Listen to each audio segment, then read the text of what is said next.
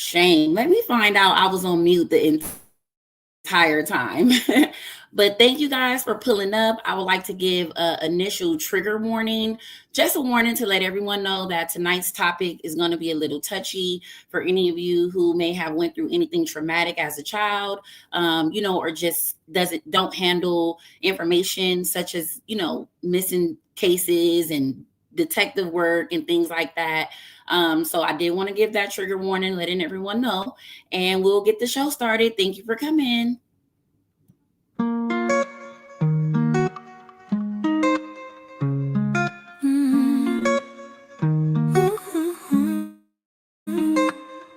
She got the tea, don't you see? Spilling truth with every sip so free.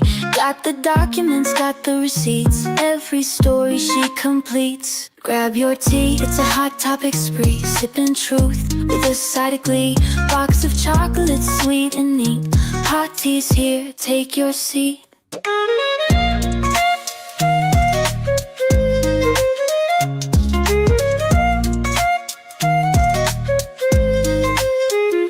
Every headline's caught in her gaze. Sipping slowly, staring in amaze. No detail slips past her sight. Casting light in the middle of the night. Grab your tea, it's a hot topic. Okay, guys, thank you for pulling up. So tonight we're talking about Naziah Harris. Now, I don't know if you guys have heard about it, but I definitely have. And if you haven't, then tonight I'm going to help you get familiar.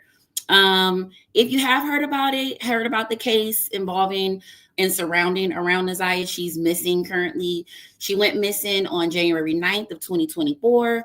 And when she went missing, they still have not found her body. So currently there's an ongoing trial that's about to start soon. And I just kind of wanted to dive into it because I've been seeing things. I just wasn't really,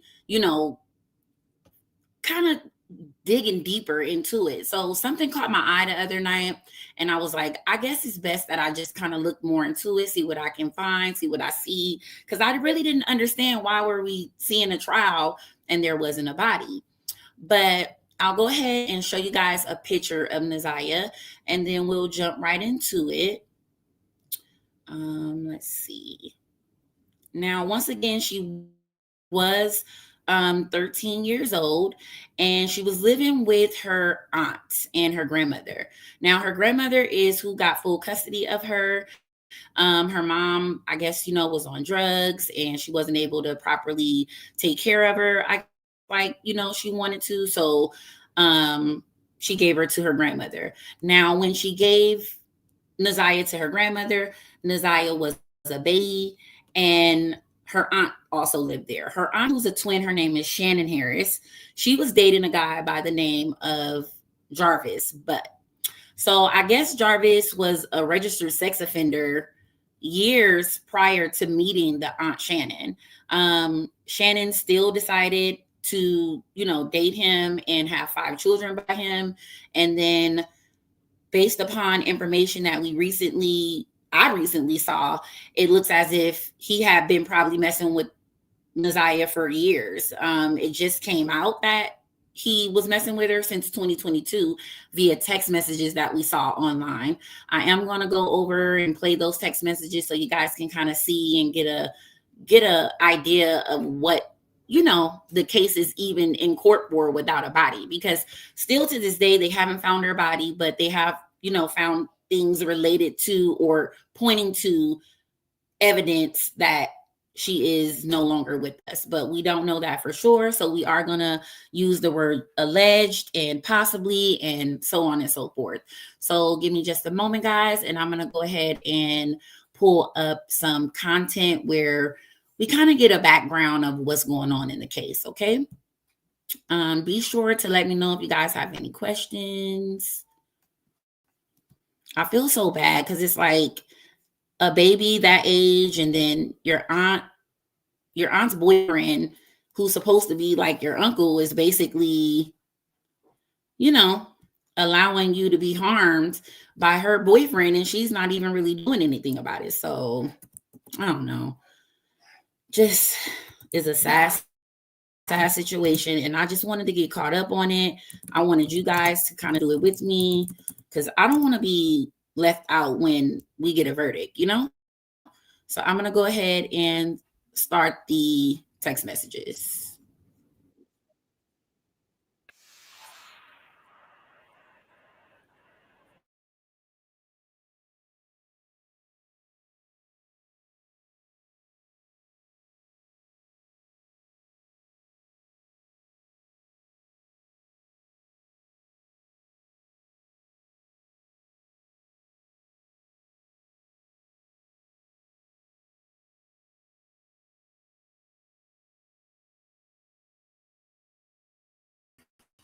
Yesterday about the subscriber information as it relates to People's Exhibit 16, which is for that 231-743-3137 text now number. Do you remember that? Yes. Okay.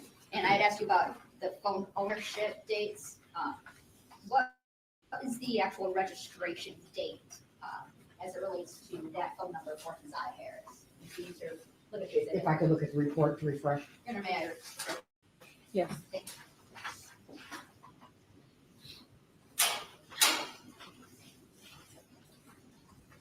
The registration date for the 231 number is March 4th, 2023. Okay, and that's as it relates to Keziah Harris getting that number. Yes.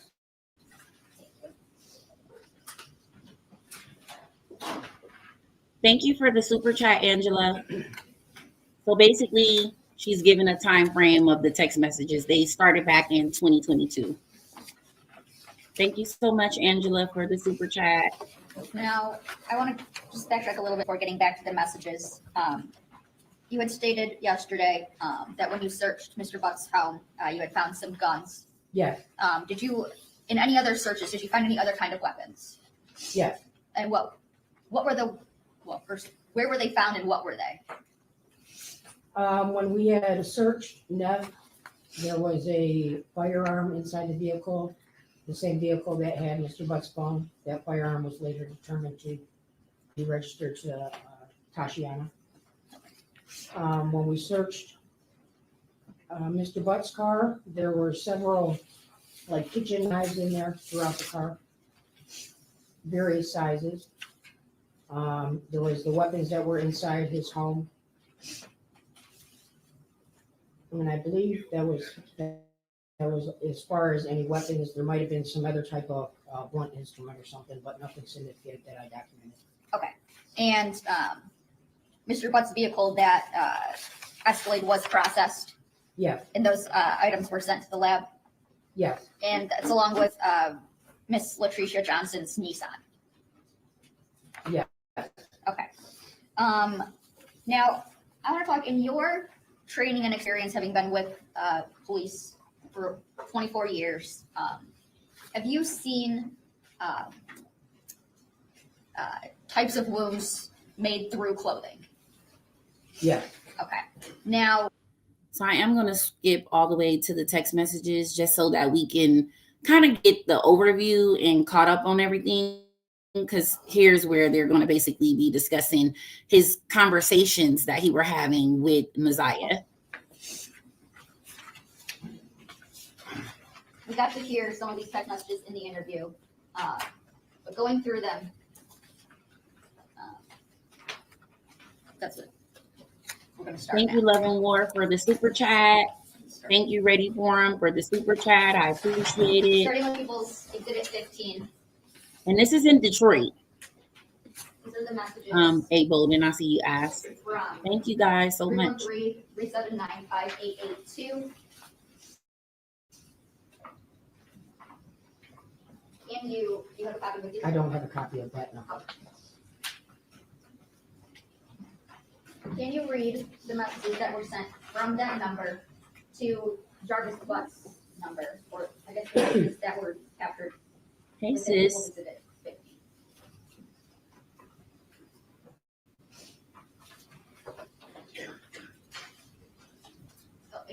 And if you guys are just coming in, thank you. Thank you guys for the super chats. Right now, what we're doing is going over the text messages that were between Keziah Harris and her essayer. I guess that's a way to say it, because what I really want to say is, hey, Rock TTV, thank you guys for pulling up. Including the dates and approximate times.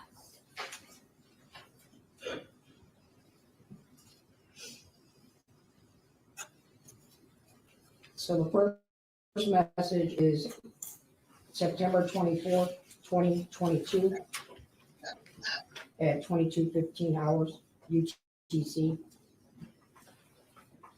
She sends, bald head Janiyah, come here. And that's to a number that's not Mr. Butts. Correct. Then the next message is on September 27th, 2022. All of these dates are from 2022. So September 27th at 1:37 a.m. UTC. Thank you, Angel, for the to super sticker. Mr. Butt's phone. We fitnessing happy birthday. Immediately after that, at the 17-second mark, Thank you guys. again to Mr. Butt's phone, it says, come on. On that date, September 27th at 1:52 a.m., another message is sent to Butt's phone asking, you okay? Now Taxes is getting the TurboTax app and filing your taxes yourself 100% free if you didn't. September 27th, 2022, 1:54 a.m., she has sent a message, where are we doing it at your choice? Immediately following that text, a message is received to Neziah, to this text now number, from Mr. Butt's phone that says, you tell me. 9:27, 1:55 a.m. A message is replied to Jarvis, says basement. 1:56 a.m. A message is sent to Neziah from Mr. Butt's phone that says, you sure? Thank you so At much, Rock 1:56 TTV. a.m., a message is sent to Neziah, from Neziah to Mr. Butts, saying, or job. At 1:57 a.m.,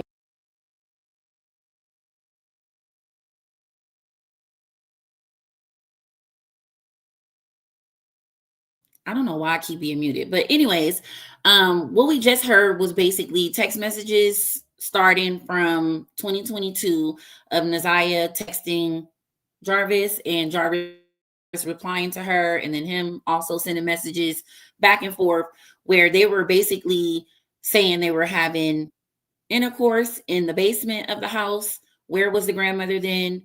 Where was the aunt then?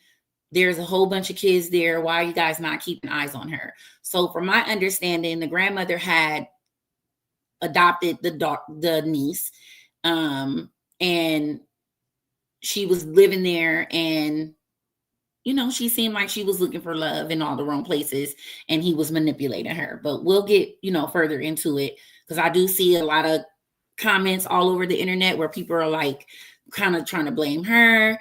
But it's like, you can't blame a kid for nothing like this. They don't know any better. the message is sent to Neziah from Mr. Butt's phone saying, can you suck my dick, please? The message immediately Educational, fair use. from Mr. Butt's phone to Neziah, and make sure you erase the messages. Still September 27th, 1:59 UTC. A message is sent to Mr. Butts that says, okay, that is what I planned to do. Another message is immediately following that at 2:01 to Mr. Butts. You turn me on just looking at you, and then there's a bunch of letters, which possibly is maybe an image that was sent that doesn't capture on the messages.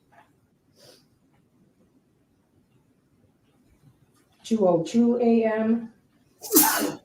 Neziah sends another message to Jarvis. What time to be in the basement?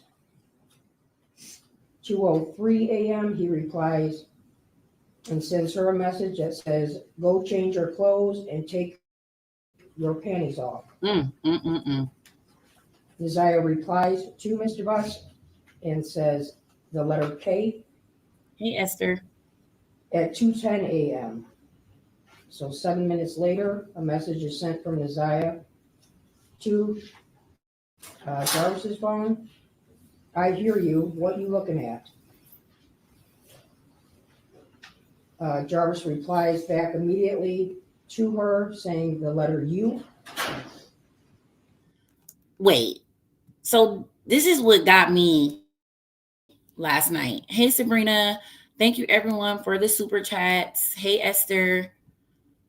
And this poor girl was manipulated by that man, and I think the family is 100% at fault too. They know something and won't speak on it. Yeah, I agree. This is why I paused it right here, because it's like you hear the text messages. She's basically watching him in the house while he's looking at her aunt, which is his, woman or fiance. So he was basically creating this aura of jealousy between her and the aunt. That's what makes me think that the aunt has some more knowledge or allegedly maybe some involvement, because she was jealous. We'll get there, but trust me, it very much gave jealous. And hey, Demo, thank you for pulling up. At 2:13 a.m. UTC, still on September In the damn 27th, morning. Isaiah sends Jarvis a message that says, I know, I'm finna sleep good. There's another message directly after that has a bunch of symbols, so I'm not sure if it was one of those little emojis. Where was your antennas when he was getting up in the middle of the night? a.m. She sends to him. Thank What you so about much, you? Demo, for the super chat. The next message she sends to him immediately after. Sometimes I be wanting to live with you. 2:16 a.m. She sends to him, you know what I mean. 2:18 Hey, Maloney. a.m. She sends, what time I'm ready. Yeah, don't worry, we're all catching up together. We're in the 2:23 beginning. a.m.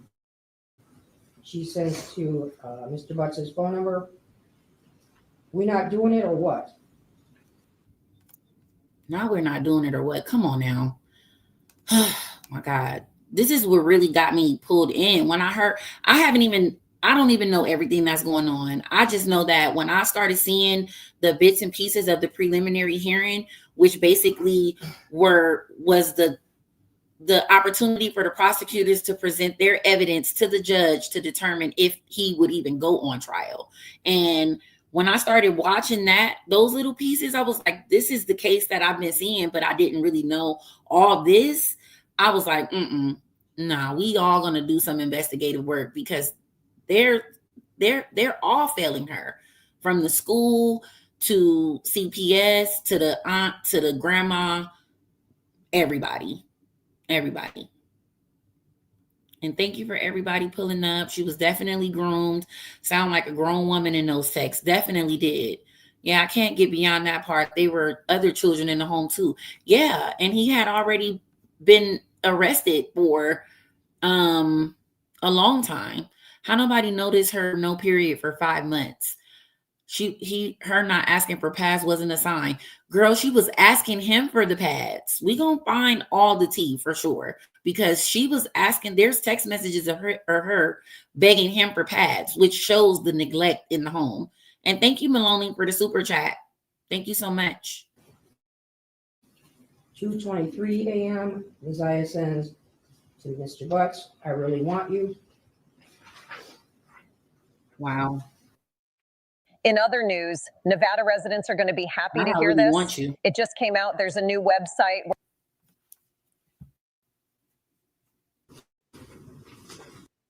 Yep, 2 years in prison.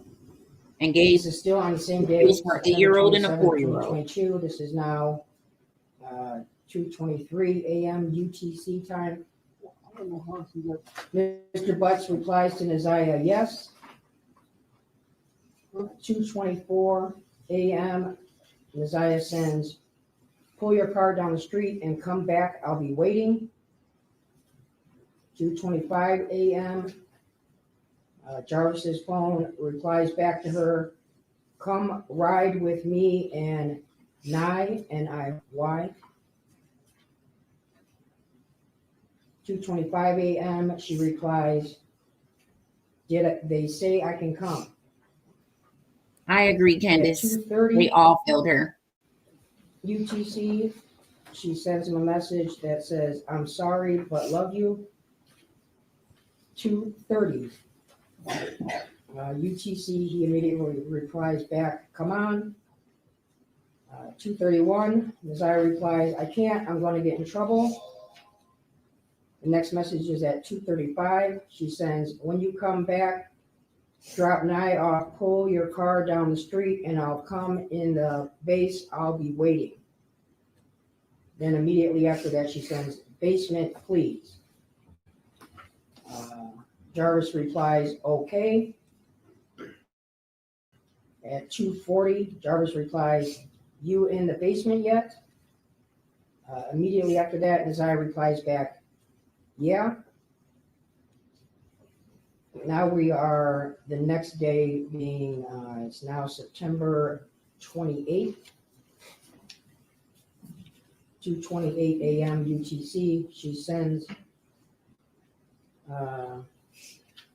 Jarvis a message that says, are we doing it tonight? I'm ready, fresh out the shower. The next message is a reply from I really cannot. I really, really, really cannot. Like, come on now. Where is the auntie at? Where is you at while your nigga is texting all this time? You're not looking, you're not wondering, you're not asking, you're not checking her phone. She, from what I understand, she didn't even have cell phone service. She only had a tablet. So that means she only had Wi-Fi. So that means she was only really able to communicate while she was at home or somewhere where Wi-Fi is. So nobody's paying attention to a 13-year-old on the phone, baby. My baby's 15, and I be all up and throughout that phone, period. So I don't understand. I'm not understanding. Yeah, I know the aunt knew what was going on. him to her. I can tell. Well, this is September 30th now at 1:25 a.m. UTC. He replies, go. Okay. September 30th, 2:59. She replies, you coming over? She then sends another message directly after that, don't have school. At 3:07, a reply is received. And see, that's another thing too. He probably wasn't even there majority of the time because he had over 13 kids from what I'm reading. I seen a post said that he had 13 kids, and then I seen one said that he had over 13.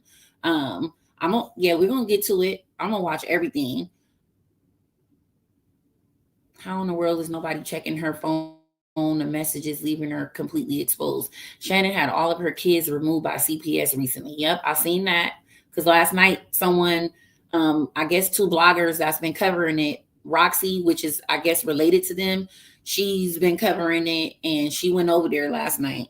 It's alleged that he molested his 4-year-old daughter, I believe. I saw that too, and gave her chlamydia. Yeah, that's sad. From Jarvis saying, yep. She then replies, okay, we'll be waiting. At 3:17 Yep, that's what it looked like. a.m. He sends another message. Want her like that? I'm sorry, she sends a message to Jarvis that says, text me when you get here. At 3:21 a.m. This is still September 30th date. Jarvis replies and sends a message to her saying outside.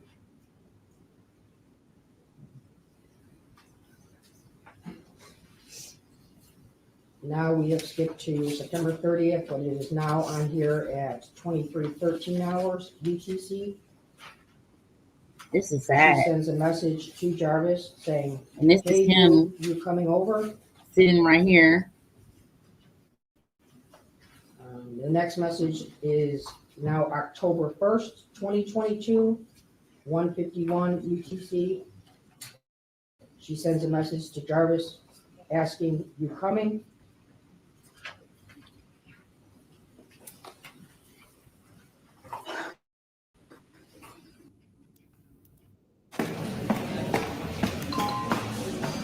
Oh, no, no, no, no, no, no. So here's what the judge had to say after hearing a lot of the testimony. Is the quote, in this case, there was no physical evidence such as bloodstains or weapons leaking defendant to Joyce's death. In this case, we don't have the same facts or circumstances. I do agree, this is a He circumstance. was 41 years old. Hey, Jamie. Circumstantial evidence is sufficient for a bind over and even conviction. This is where the judge granted. Today is January 9th, 2025, exactly 1 year, from the day Naziah Harris disappeared. Before I get into the charges, and the main charge of premeditated first-degree murder, I have to speak on Naziah Harris and the community who failed her. And I am only presented with certain evidence. I don't know the whole story. The attorneys know more than me, the family knows more than me. But from what I have heard over the last 4 days and 5 days total, is that several people failed her.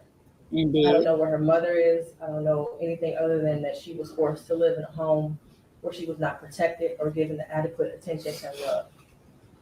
I don't know where her father is. So her father is deceased. From what I've saw, the father was married and had an affair with her mother, who's a drug addict currently. And the father basically, didn't have contact with her all this time.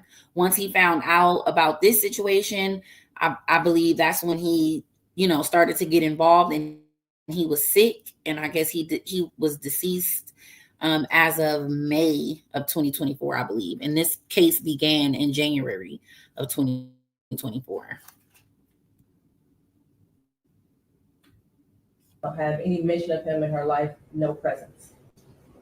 To Cordell, aka King, and all the men who saw Jarvis but hanging out and always around these young girls, including Naziah, and his 9-year-old daughter going up to the shop to clean up his shop.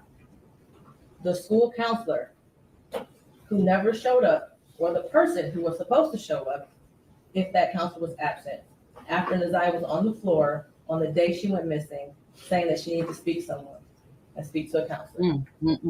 There's no mention of CPS, but I wonder what their involvement was over the years, because this was not just a 1-year thing. There are text messages at least from 2022. To her adoptive grandmother, Annette Harris, whose testimony, in my opinion, was very questionable. You gotta watch that. I understand why the people put her on the stand to establish Naziah's residence and the house on Bedford and the regular routine, to establish also that Naziah was not a runaway child, that she was not a bad kid. I do believe she adopted Naziah. I do believe that she had 6 kids in the house. I believe that Naziah had on a dark hoodie the day she went missing, and that she had on red and black Nikes that day. What is hard to believe is that the defendant never came into the house as she testified. And there was also a minor that testified that he did as well. Text messages that show between him and Naziah that he did in the basement, saying he was going to the shower, stealing her panties. He was always lurking around that house and asking for Janiyah and Zaniyah, from what I know. I even thought about the breakfast routine and saying that all the kids like eating breakfast at school. Did they have a choice? I don't know. But to always send those girls up there to clean up the shop raises questions. And how were there 2 women in that house? Yeah, so the shop that they keep referring to is the auto shop that he worked at, which he had a partner, and the partner was always, seeing a little girl there. So I think that he has something to do with it. I do see that he's incarcerated. I don't know why, but we are going to find out. The aunt, why are you letting this registered sex offender take your baby, your niece anywhere? Why would you ever do that? Why? Why would you even get with him? I don't understand. But, she seemed desperate. She looked desperate. It was definitely given desperate because I don't know. I don't know what she was thinking. Who have birthed children themselves, who did not notice that Naziah was pregnant, and I believe she was, and not having her period anymore. But then after hearing text messages today, begging Jarvis for pads as if she didn't have anyone else to give it for her. And what stood out the most was when Annette Harris stood on the stand, and she learned around 6 p.m. that Naziah did not come home from school, and said she looked around for her and decided to wait until the next morning to call the police. Without a tear, without emotion, or any expression of being done. So that's where, to me, it gave, y'all all were in on it. Y'all all know something, obviously, because there's no way that the baby didn't come home after school and you were not at all a bit concerned as to where she is. You're not going to call the police. You're not going to go look for her. I've seen all the things that they said. I want to kind of tell it in order. So I'm going to make sure that we cover everything. But this crazy. Devastated. And to her Aunt Shannon, who also showed no emotion, expression of being devastated from the Naziah going missing. She stated that she had friends help look for Naziah, but was directed to just wait until the morning to call the police. A grown woman who likely suspected something strange going on didn't feel the need to call the police either. They were both able to go to sleep at night without hearing from Naziah or having any indication that she was coming home that night. And of course, the defendant, who I will get to in a minute. I don't know who else failed Naziah, but the community did. As far as the people establishing probable cause, I will focus on count 1, as it's been stated that there is no contention with counts 2 and 3. In count 3, I will amend based off of the motion and the testimony I heard that Naziah was 12 and not 13 at the time that Jarvis Butts had sexual intercourse. 30 seconds late, literally. The prosecution is correct. You do not have to have a body to establish first-degree premeditated murder. And I think that's the It worst would have been a part much of it shorter all. exam had her body been found, but The worst part of this all is that we know for sure she was pregnant, and we know for sure they don't have the body. So that's the saddest thing. If I had to take an educated guess, I would say she's no longer with us, but we don't know for sure. I just hope that they can find her alive. Hopefully he, left the items by the river just to kind of throw it off or something. But it's been such a long time if she was in the water that I don't even think it's going to be any remains really left. That's sad, man. this is where we are. In the last 365 days, no text messages. We all heard today and yesterday that she was very active and frequently texted. No social media for a year. We heard through testimony that she was also active on social media. No phone calls, which she was also able to do according to testimony. No physical sighting of her by anyone. She never came back to school. No one has seen her.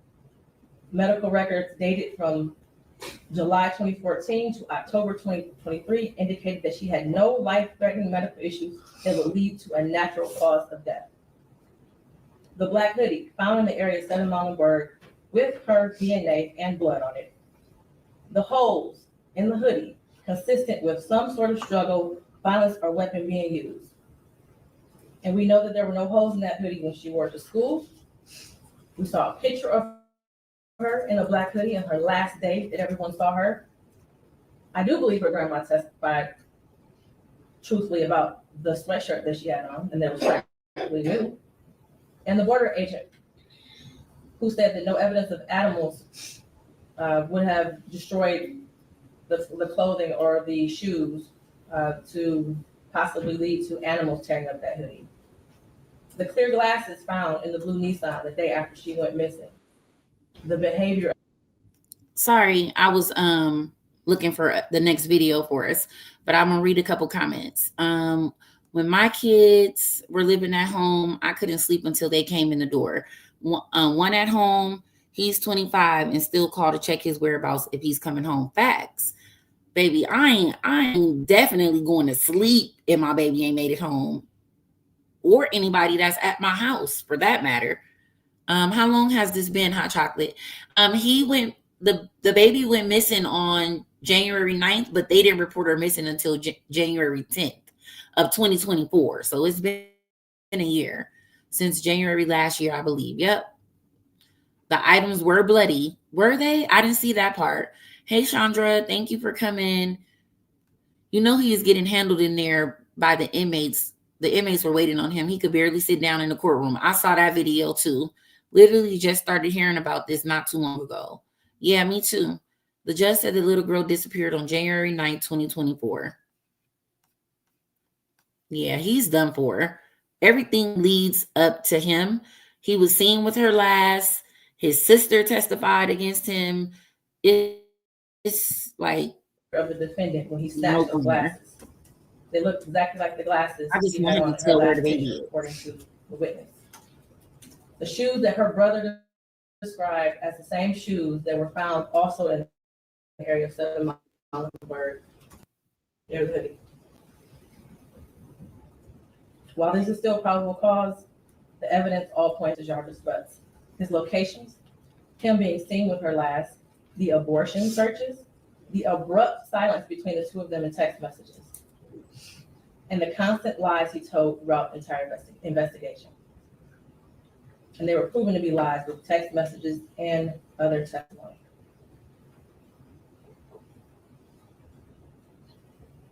We may never know what happened, but from what I Oh, the heard grandmother today told the and school over the police, last 4 or not the 5 real days, police on the it 10th. appears he Wow. intended to perform what he thought was a do-it-yourself abortion on Isaiah and went south, and instead of seeking medical attention for her, he intentionally killed her and tried his best to cover it up. As much as I want her to be alive today, there is at least probable cause to show and believe that she's dead and that she was murdered by Jarvis Butts. Educational purposes. Educational purposes. You've been sitting over there for 4 days with your head down, sitting between and behind your attorney with your mask on and Oh, taking wow. vigorous notes. I want you to pay attention and listen to everything I have to say. I have been trying to figure out for the last 5 days, you. At one point, I thought you were cognitively impaired in the beginning of this exam. And then maybe you had the brain of a 10-year-old, and that's why you were doing such things. But as I heard more and more testimony, you're just a true definition of a pedophile. Watching you laugh and brag about all the women you have with different women and the children and the girlfriends, and making babies to groom them and having them in your presence, cleaning up your shop. And the little girl around you has landed you here today. You groomed Isaiah. You played mind games with her. We all heard that. You controlled her emotionally. She was exposed to so much at such a young age. The text messages between you two were disgusting to hear.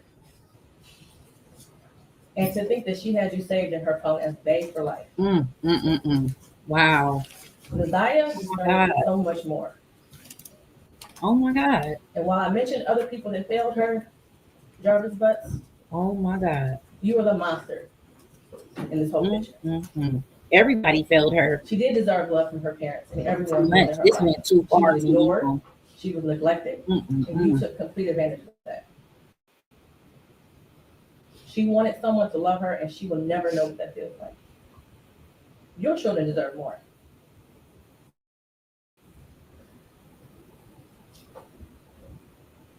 As much as defense counsel has raised issues on count 1, all that has done is raise the question of the fact for the trial fact, which means that this will be for a jury or a judge to hear in Third Circuit. I pray for the healing of all the victims and the young girls and possibly boys who have come into contact with you. As a community, we should look at this case as a prime example of how much work we have to do when it comes to protecting our children and especially our Black girls. I pray for closure and healing for all those who have been traumatized. Heart. And for you, Jarvis Butts, I wish you a speedy trial and that justice be delivered.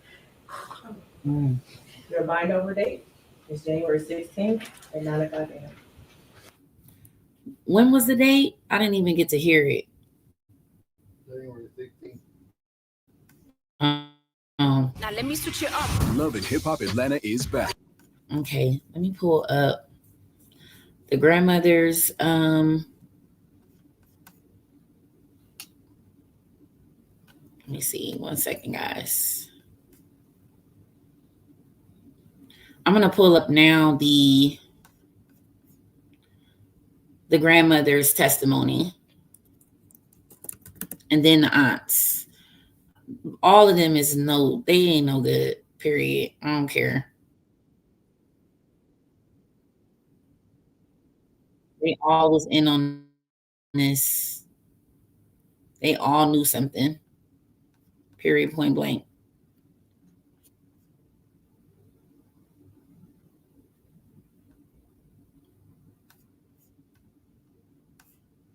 All right. Speak clearly in the mic. You can pick it up and put it in your lap too if you like. Okay. Thank you. Whenever ready, Mr. Makepeace. Thank you. Could you state your name for the record? Is her mother still living? Yes. And But I Ms. guess Harris, she's, do you know someone or did you know someone by Drugs. the name of Neziah Trial Harris? starts on March Yes. 7th. And Oh, who thank is you so much. Neziah to you? My Like granddaughter. Chronicles. Are you her Thank you, legal thank you. guardian? Yes, I am. When did you become her legal guardian? I adopted Naziah back in 2016. And that was court work or paperwork filed and all of that to legally adopt her? Yes, it took a process. Oh. Yes. And back in January of 2024, did Neziah live with you? Yes. I don't want to know the specific address, I but wanna what slap her. street did you live I on? mean, Bedford. And is that in the city of Detroit, Wayne County? Yes, it is. How long had Neziah been living with you at that address on Bedford? Oh, wow. Yeah, basically, I mean, ever since I had her. I mean, Since 2016? well, we moved to another house. Okay, when did you move into the Bedford house? Let me see. now this is my first 2019, time we seeing the moved in that grandmother's house testimony. and then moved in the house that I am now, which is still on Bedford. And did Neziah make those moves with you? Yes. And in January of 2024, at that Bedford location, who else lived there? Just me, the kids. My other daughter lived with me at the other address. I agree, just me. But it was just basically me and my kids and Shannon, And who is Shannon? my daughter, And what's her last name? Harris. And she lived with you and Neziah and the other kids at the Bedford. Now Shannon is the baby mother of the pedophile. Now, remind you, this lady done had 5 kids for him. And she's just sitting here like she don't even care. She look like she don't even want to be there. Bedford location? At the first Bedford location. Okay. At Yes. that first Bedford location, how many other kids in addition to Neziah lived there? My other two, my grandson and my other grandchildren. Okay. So how many kids total in that house? Let's see. 6. Should have been 6. And you and Shannon, correct? Well, Living there. Shannon, she was there, but she wasn't really like there all the time. Okay. She would spend more majority of her time at my house, but actually Shannon had her place out in Clinton Township. And when you were there in January of 24, how old was Neziah at that time? January 24th, she had 13. She had her birthday in September. And was she going to school? Yes, she was. What school did she attend? J.E. Clark Preparatory Academy. And is that also in Detroit? Yes, it is. Just generally, can you tell us about your morning routine with the kids, specifically Isaiah, about getting them to school and things like that? Sure. Okay. 6 a.m. That's when I get the children up. They usually get up, get dressed, prepare themselves. Well, 7:15, 7:20, we're basically saying prayer and we're loading up in the car. I'm dropping them off at school at 7:30. Breakfast starts at 7:30, and they like to eat breakfast at school. Do they, or do you not feed them in the morning? Because that's what it's given. As you looking, first of all, we seen a video of her on Facebook, and I will be showing that. Hey, Fab. Hey, Fabulous. Seeing a video of her and the kids in the morning, and they was talking to them kids like they was trash on the street, yelling at them. Yeah, they said a prayer after all the yelling at them. She yelled at them, cussed at them, fussed at them, and then prayed for them at the end on everything. Yep. I'm about to show y'all that right after this testimony. And does that include Isaiah? You would drop her off at J.E. Clark? All together, yes. Now, I want to talk about, well, let me ask it this way. Did you know someone by the name of Jarvis Butts? Yes. And do you see Mr. Butts in the courtroom today?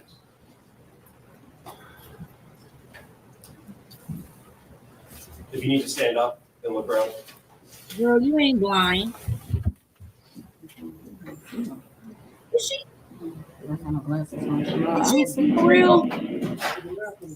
Yeah, she see him. Do you need glasses? Yeah, my Okay, daughter has my glasses. Okay, Judge, may I take a moment to go get her glasses? I know you lying. She is not that blind. She is not that blind. Nobody's that blind. Nobody.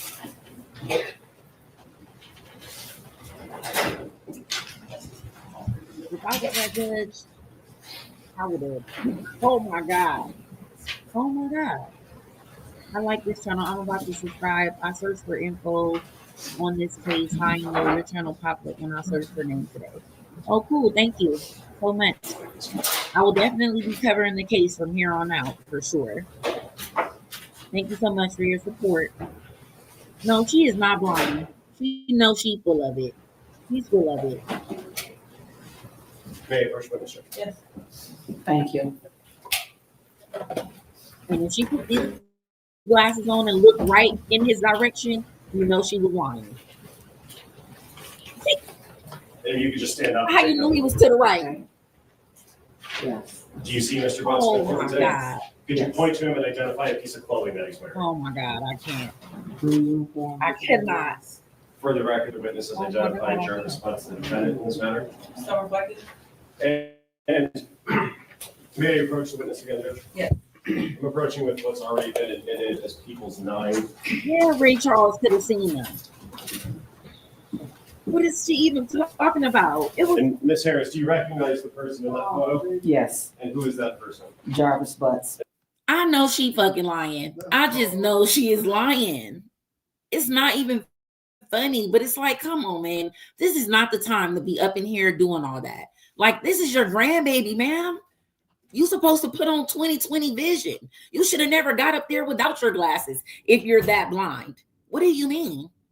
I am so confused. Then you look directly in his direction when you put the glasses on. You should have used the same squinting technique before you chose him, because that really literally gave. Oh my God. Oh, thank you, Miss Super Chat.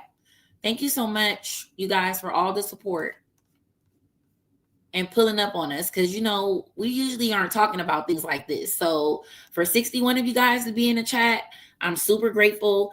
And make sure you guys are hitting that like button and, you know, vibing with your girl. I appreciate it. And is that the same person you've identified in court here today? Yes. Ooh, she made me mad. And That was just the Ms. beginning. Harris, how did you know Mr. Butts back in January of 2024? He's the father of my daughter's children. And is that daughter Shannon Harris? Yes, Okay. How many kids do they have together? 5. And would he come around your house on Bedford in January or the months leading up to January? Whenever he did come, he would always pull up in a white truck, and Shannon would go out to the car, and they would sit and talk or whatever, but he would very rarely come to my house. And during that Is she time, lying? when he Why would was she come saying around her and sit in lie? the car, was there any times that he Hold would up. interact with Neziah? What do you mean? I mean, correct me if I'm wrong. Thank you for covering this case, Chocolate. Not chocolate shit. You're welcome. I watched all these people testify multiple times. I pray that she is alive still. I'm worried he sold her. Man, for sure. It's repression. We love our gal, Krishan, but Carlissa and her shit is draining. Facts. Definitely. That's why I was like, But I'm still, update you guys, but I don't want to talk about that all day. But this lady is lying because literally the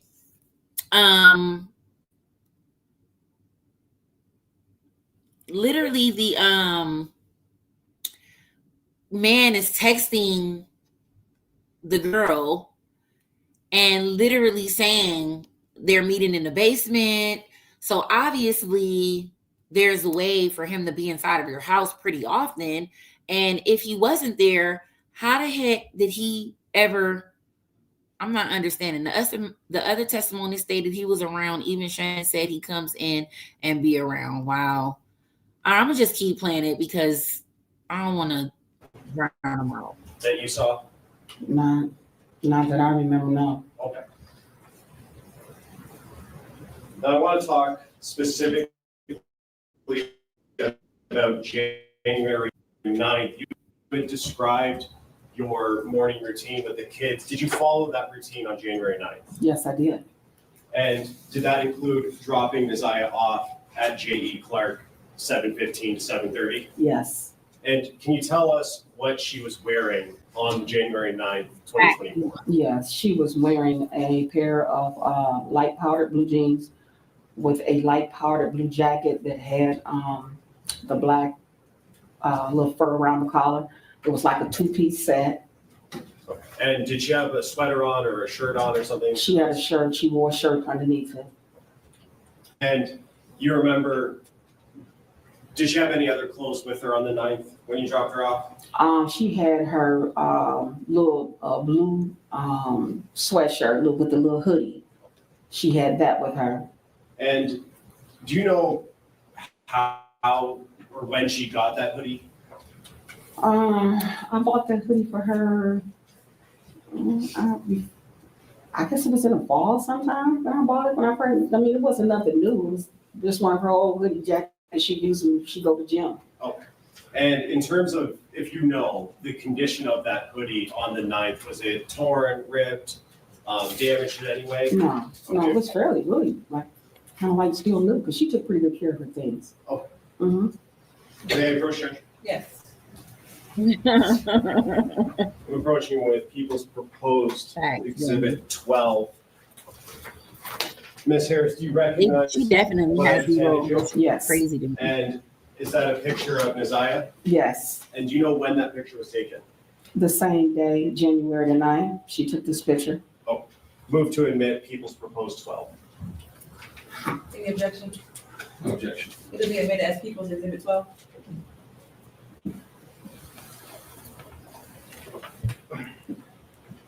And when you dropped Neziah off at J.E. Clark, what was the routine supposed to be after school was over? Okay, well, school is over. The bell rings at 2:40. Neziah was due to come home. And normally when the bell rings, 2:40, 2:45, she's getting on the bus. And was that's what she Facts, normally just did me. on Facts. other days? Mm-hmm. Is that a yes? Yes, I'm sorry, And yes. what time would she normally arrive back at home?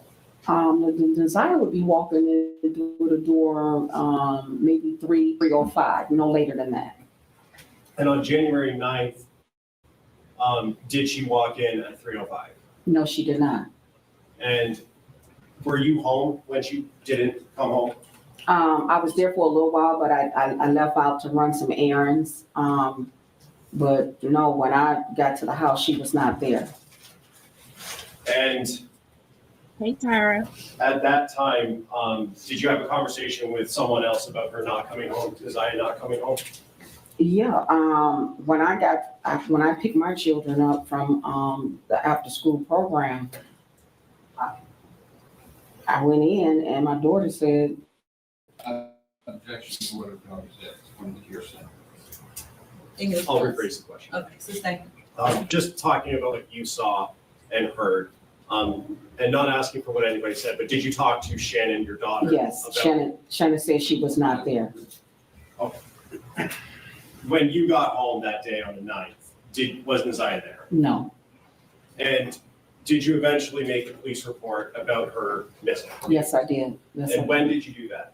that morning when I got to school, I went up and dropped the kids off at school. I talked with the dean and the principal, and I told them that I was on my way to the police station, and they told me that they would call the police, and the police, DPS police came there. And you said DPS, is that Detroit Public Schools? Yeah, And did you talk to an officer at that time at the school? yes, I did. And was that at J.E. Clark physically at that location? Yes, And you said that morning, are you talking about the morning of the 10th? yes. Mm-hmm. Hey, Louisiana.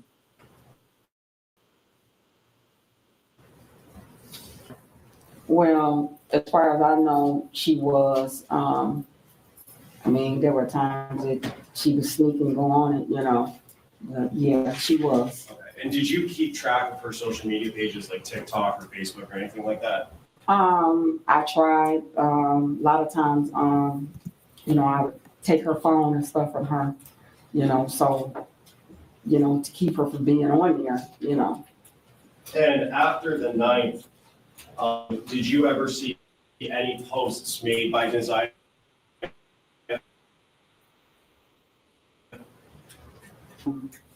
If there was a post or something, or she posts, my daughter or someone would call me and tell me. Have you ever heard after the 9th, heard any communication or seen Desire? When, is that a no? No, And when you dropped her off on the 9th at school at J.E. Clark, was that the last time you saw her? yes. May I have one moment, Trish? Yes.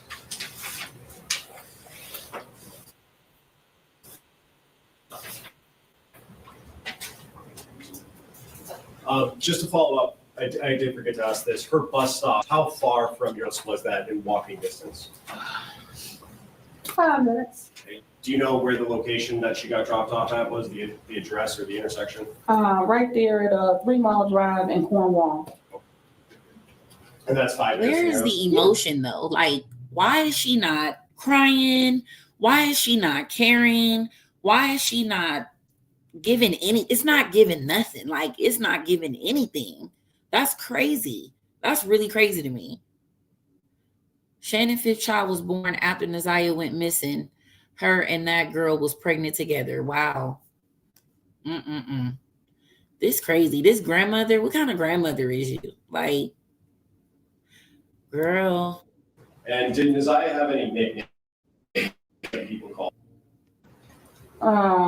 Where her family called her Tootle, but I've always called her Glamorous. I've been calling her that since she was born. Is it Glamour? Glamorous. Oh.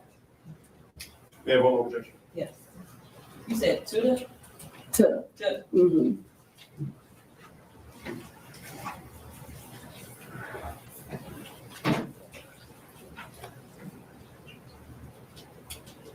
I have another objection.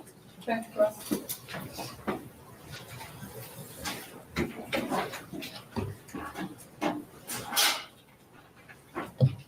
Good morning, Sheriff. Good morning.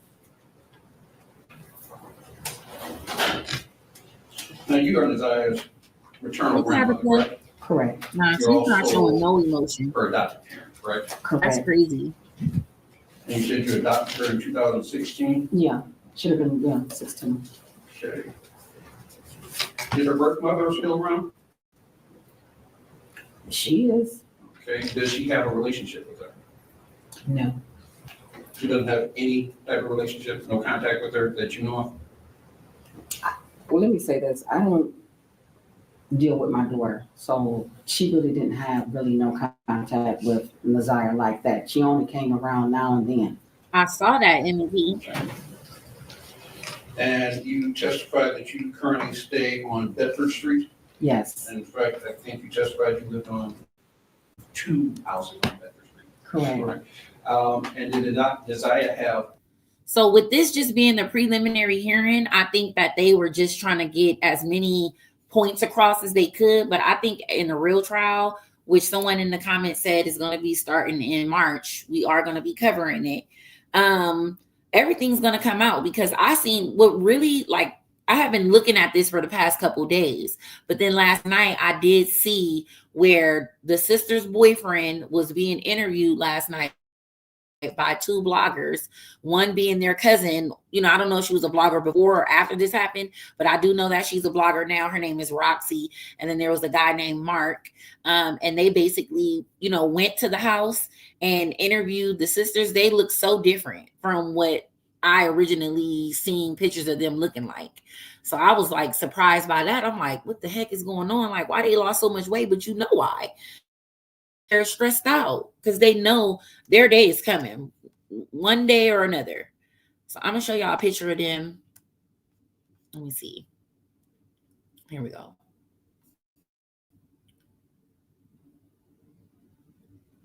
So here's on the right side in the purple is Shannon, and this is her twin sister on the left.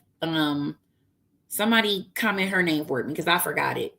And then this is the grandmother in the middle, Annette. And this was pictures from, I believe, 2023, 2024. Now, this is what they look like. This is what they looked like last night. And people have not been able to find Shannon.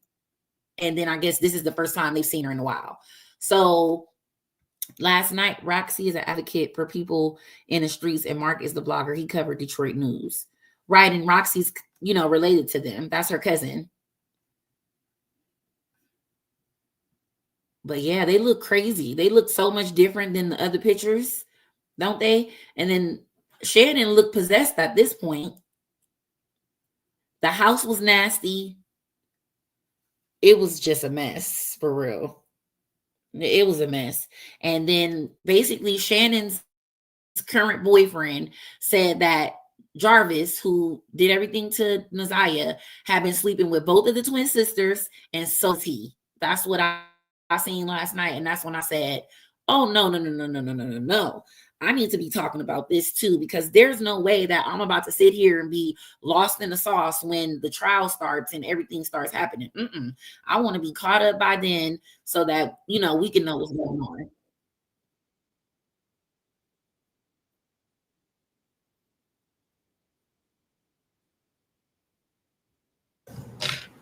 Do you know if she ever had any friends over?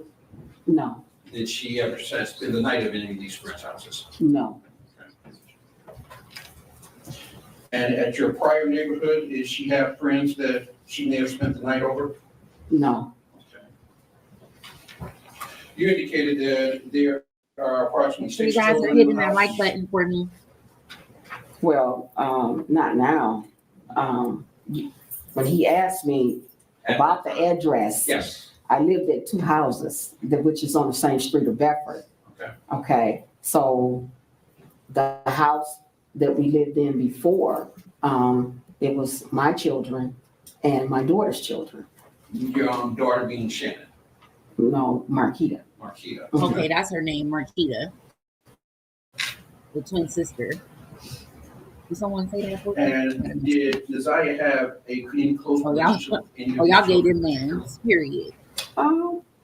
She was close with my granddaughter, one of my granddaughters, yeah. Which granddaughter is that?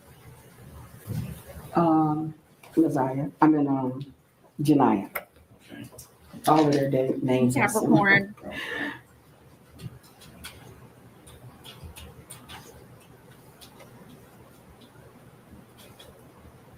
And Janaya is Shannon's daughter? Yes, That would be Jarvis's daughter as well, correct? correct.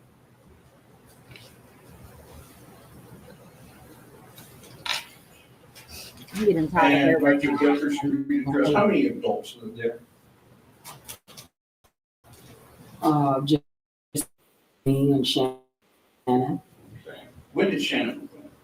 I'm sorry. When did Shannon move to Guilford? Oh, I guess back in October, last October or something. That would be She don't October of she don't know nothing. 23. She can't Yeah. see. She don't remember nothing. This is your So in grandbaby. January of 24, she was there, This correct? is your grandbaby, Mhm. ma'am. This is your grandbaby. Sorry, is that a yes? Yes, yes. You can't tell me that she don't know more.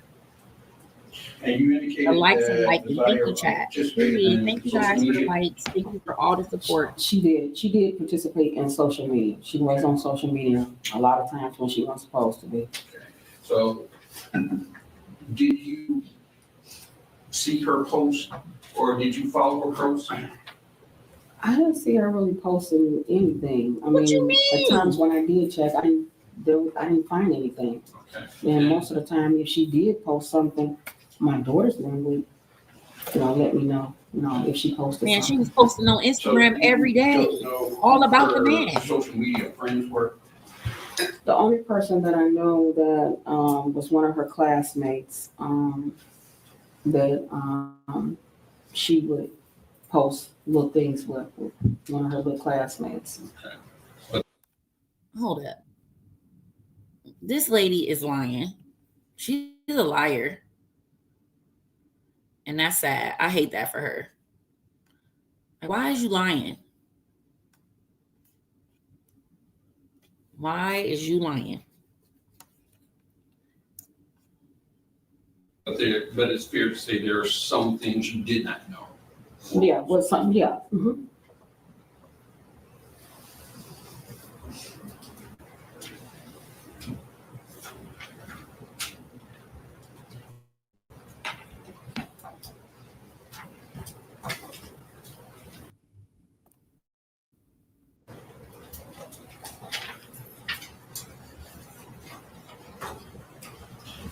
Now, you indicated that you drove Desire to school every day, correct? Correct. Who else went to school in Desire? My other two children, Shannon's children. Okay. And what type of student was Desire? Nazar was a very good student, very mannerable, very outgoing. She got good grades. Her attendance was good. The teachers had no problem with her. They really liked Nazar. Nazar got along with just about anybody. She was very likable. Did she have any disciplinary problems? No, Do you recall her ever getting into a fight? she did. One fight, more than one fight? There was a young lady that she had couple of, consultations with in school. Yeah, they asking her the questions they're asking her. And it was like an ongoing thing. To me, they're asking her very simple questions because they're trying to get to the point of, was she a problematic child like y'all out here saying when y'all not in court? Because I'm pretty sure that all the evidence is there. So, that's crazy. They let him do that. They were all vulnerable. I wouldn't be surprised if he was sleeping with the mama too, honestly. Situation. Okay. And when did this first start? I'm not quite sure when it started, but it was like off and on, with this particular schoolmate that she had. And this is for her current school, right? Yes. Okay.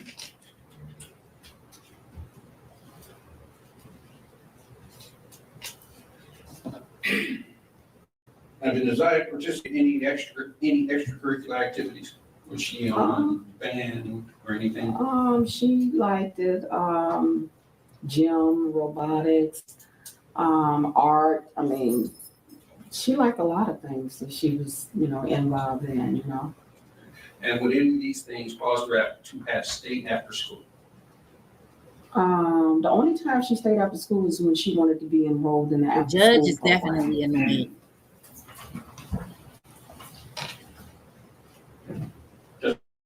It does give deeper than Kanika Jenkins, for sure. And I was invested in that for sure.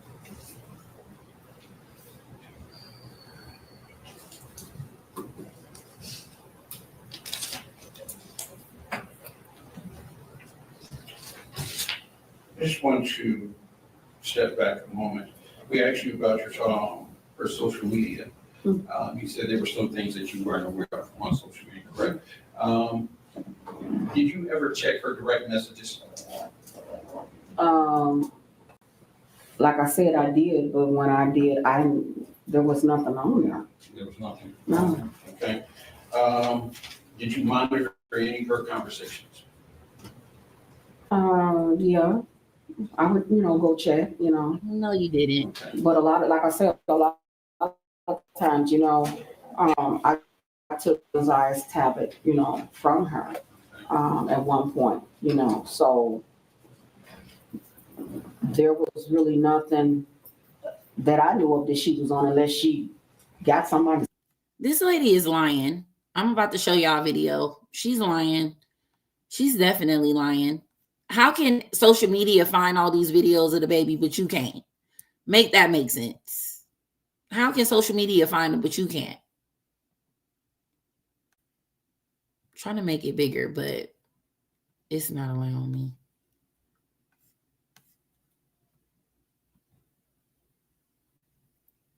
This is one of her social media posts.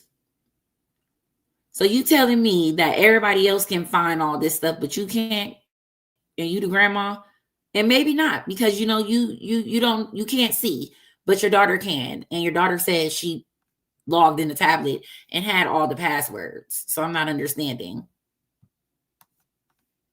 Cell phone or something, So you did mention that she had a tablet. How many devices did she have that allowed her to connect to social media? She only had that one tablet that I had bought her. And like I said, I took that tablet and put that tablet up. You're right, man. The sister who's not even So connected. on January 9th, That's you why returned to school, correct? Correct. And you said it was her and two of your other children that went to My two other children and my daughter's children. I dropped them all off. And you said that you noticed that she did not. Sorry, but I'm sick of agreeing. A lot of us, we've seen this, but at the same time, I'm tired of her. I can't take it no more. It's almost at the end anyway, so good. We don't need to see nothing else. Bye, lady. What we need to see is the sister of the guy. That's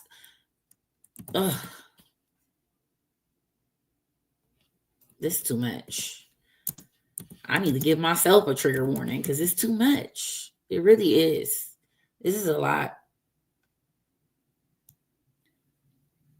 What if recording high quality content, editing like a pro, and streaming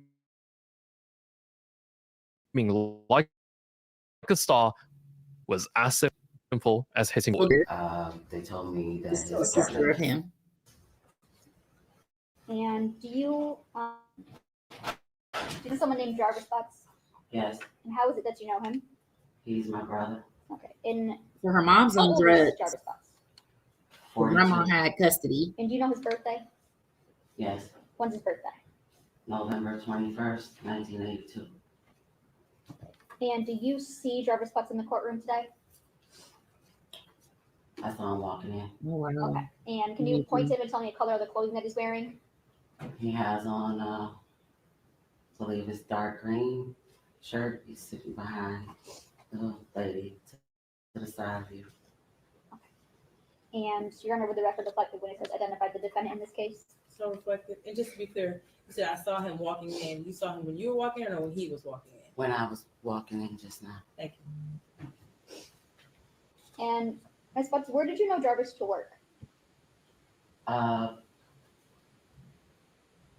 He worked at a shop on Warren and F, called Frank's, and then he moved to a shop on Hopper and Connors. I don't know the name of it. And Ms. Butts, do you remember talking to Detroit police back on February 26th of 2024? Yes, And what's the reason that you went and talked to Detroit police? I had reason to believe that I saw Naziah the day she went missing. Tell me about that. This is gut wrenching. What makes you believe you saw Naziah on the day she went missing?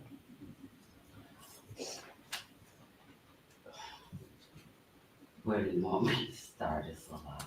So, from the very beginning, where is it that you think you saw Naziah? At the shop on Harbor and Connors. Okay, and whose shop is that? My brother Jarvis Butts and his partner. Okay. And you can't tell me the partner ain't got nothing to do. What's the reason you were at your brother's shop that day? Something was wrong with the car that I was driving, and I just needed him to check it out to make sure it was safe for me to drive.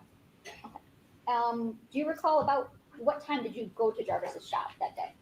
About 4 p.m., give or take a few minutes. Okay, and about what time did you leave? Somewhere between 6 and 6:30. Okay. And what is it that you noticed while you were at the shop? So it's a two car like garage. So I was sitting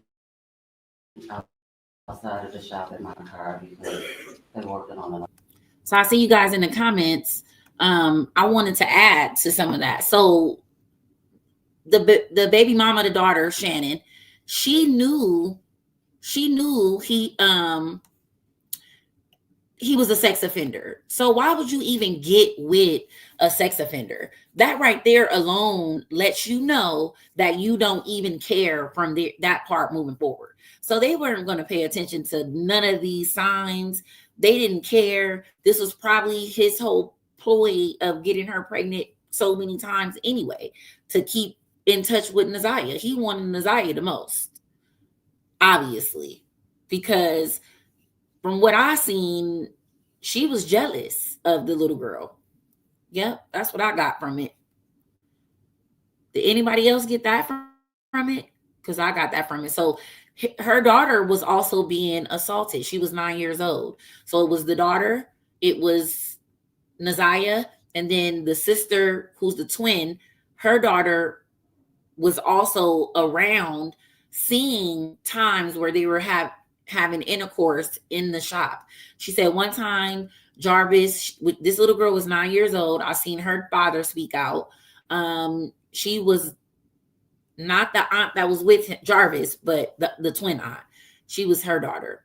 She basically said he promised to take them to the store, allegedly, and he didn't take them to the store. He actually took them to the shop, and he was naked, sitting down, and Naziah's pants were on the ground, and she was sitting on his lap. That's exactly what the little girl said.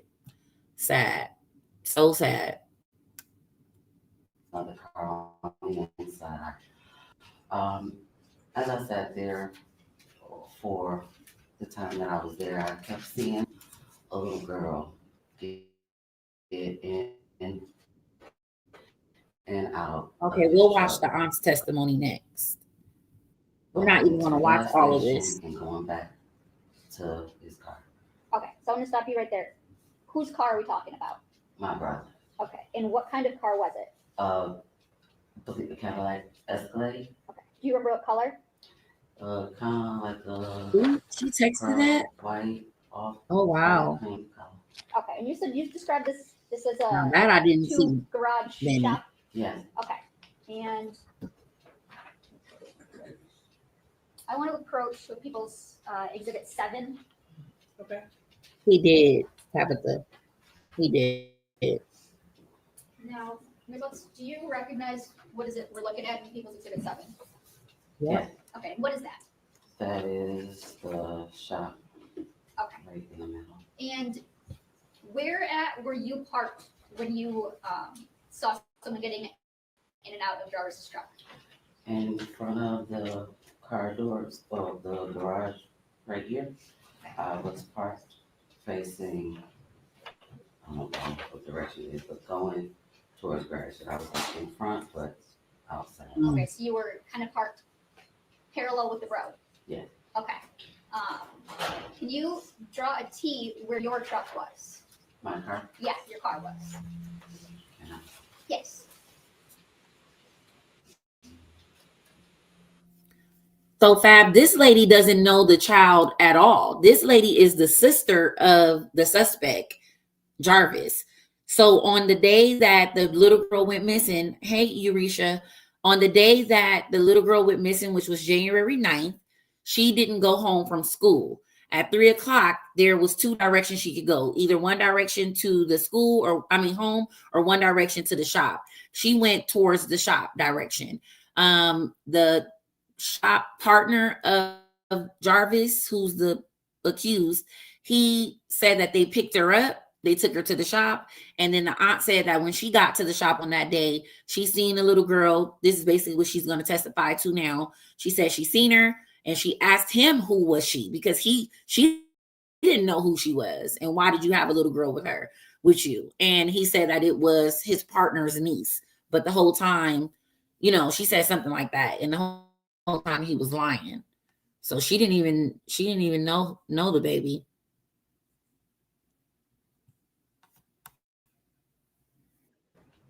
And then put an arrow the way you were facing. Yep, MEP. Yeah, I saw that too. Is it where that Jarvis's truck was? And what way was his truck facing?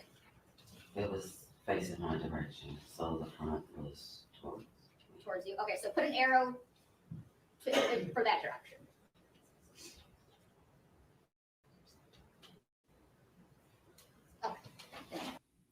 So this lady right here, Tyra, is not connected to it. She's testifying to basically nail her brother in the coffin. She doesn't know the little girl. That was the first time she seen her. She's just explaining that she saw her at the shop on the last day she, was seen.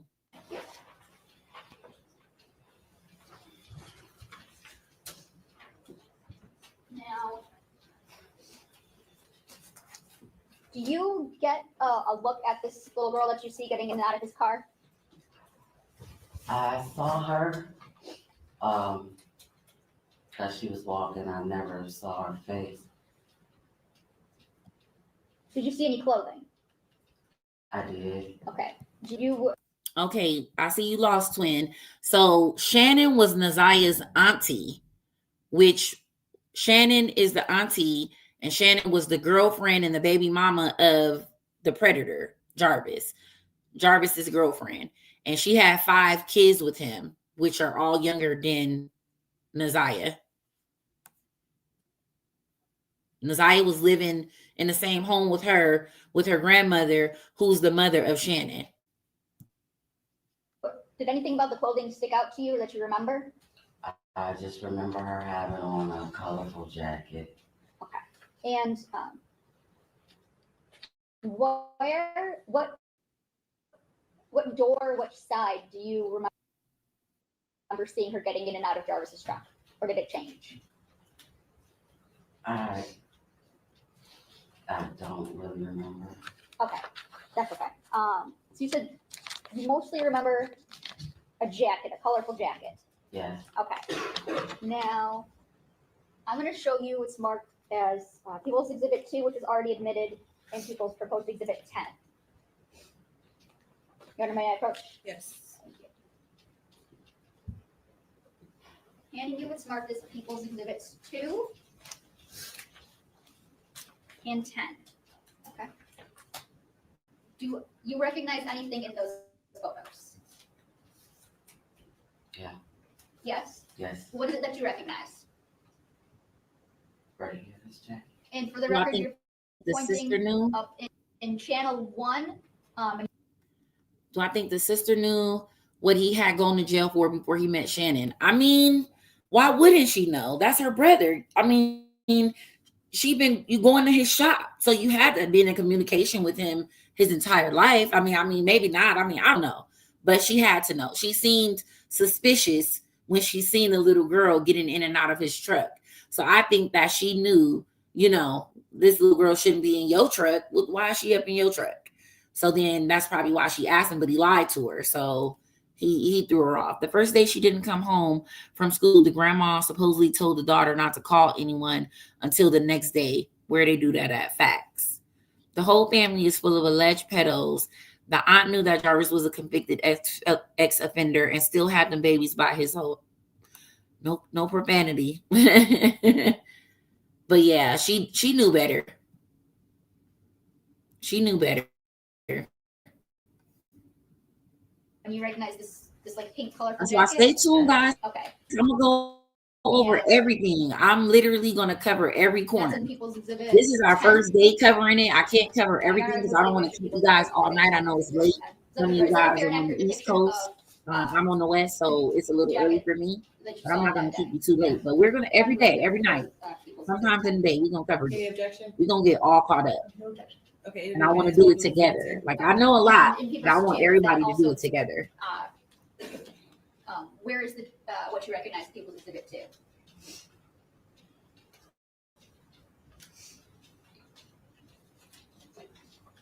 It looks like channel 2 here, maybe. Okay, facing the back? Yeah. Okay. And you recognize the jacket in this photo too, right? Yes. It's a little blurry, but it looks the same. Okay. And what about in channel 1 of Exhibit 2? It would be this one right here. Okay, and it's fair to say that's the back of a jacket? It seems to be the back of a jacket? Okay. Oh no, you good, Star. And I think you said that Shannon you was saw jealous of her own this means. little girl with And this she let jacket on everything happen to Isaiah. getting in and out, going into the gas station? Yep. Yes. I agree. Did you know who this little girl was at the time? No. Okay. Is there a time that you ever get out of your car? Yes. And what do you do? I needed to use the restroom, so I asked his partner if I could use the restroom. He told me to go and tell him in the gas station. And as I was walking towards the gas station, she was walking in front of me going into the gas station. Okay. So about how far in front of you was she?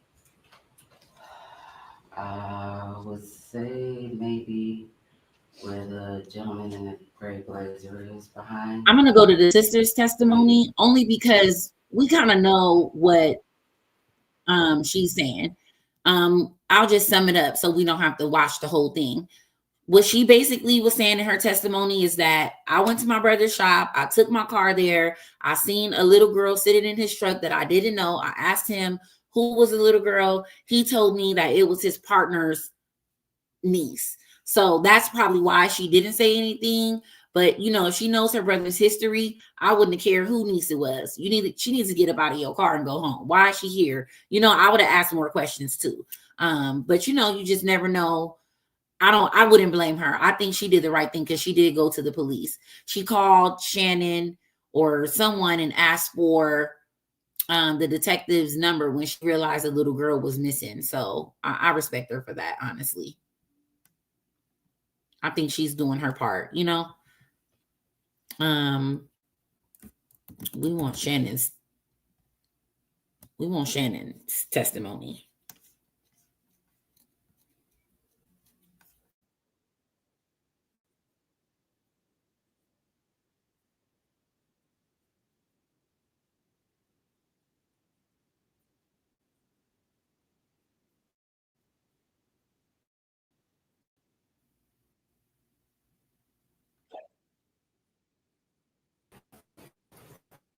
Did you swear to tell the truth, the whole truth, and nothing but the truth?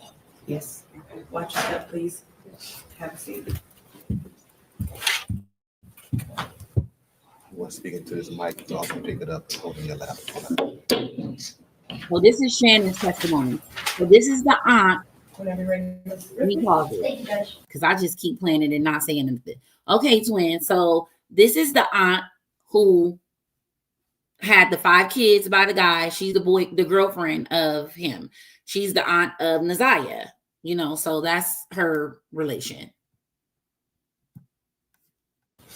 Good morning. Could you please state your name for the record? Shannon Harris, And Ms. Harris, how old are you? 31. And back on January, or in January 2024, where did you live? But my mom resides with my mother, With your mother? Okay, who's your mom? Annette Harris, And without telling me the exact address, what street did you live on? Bedford. And do you have any children? Yes, How many kids do you have? 5. And do all your kids have the same dad? Yes, Who's their dad? Jarvis Butts. And do you see Jarvis Butts in the courtroom today? Yes, And can you point to him and tell me the color of the clothing that he's wearing? green, blue, whatever. Green. Green. Your Honor, would the record reflect the witnesses identified the defendant in this case? So reflected. Thank you, Judge. And you said your mom's name is Annette. Do you have any sisters? Yes, 2. What are their names? Pinetta Harris and Marquita Harris. Where the other sister? Why haven't Are they seen her? older, younger, something else? Oh, there. Marquita is a twin. She's my twin, same age. And Kenyatta's older? Yes. Do you have any nieces or nephews? Yes. Do you know someone named Naziah Harris? Yes. What's your relationship to her? My relationship to her, she is my niece. I'm her aunt. They weren't missing And it. They knew whose what daughter was is going she? on. My older sister is Kenyatta Harris. And did you have any nicknames for Naziah? Yes. We all called her Tuda. And is that Tudda? Yes. Dang, that's too close to my baby nickname. And did Naziah ever know Jarvis through you? Yes. And when did Naziah and Jarvis first meet? When she was little, like age 2.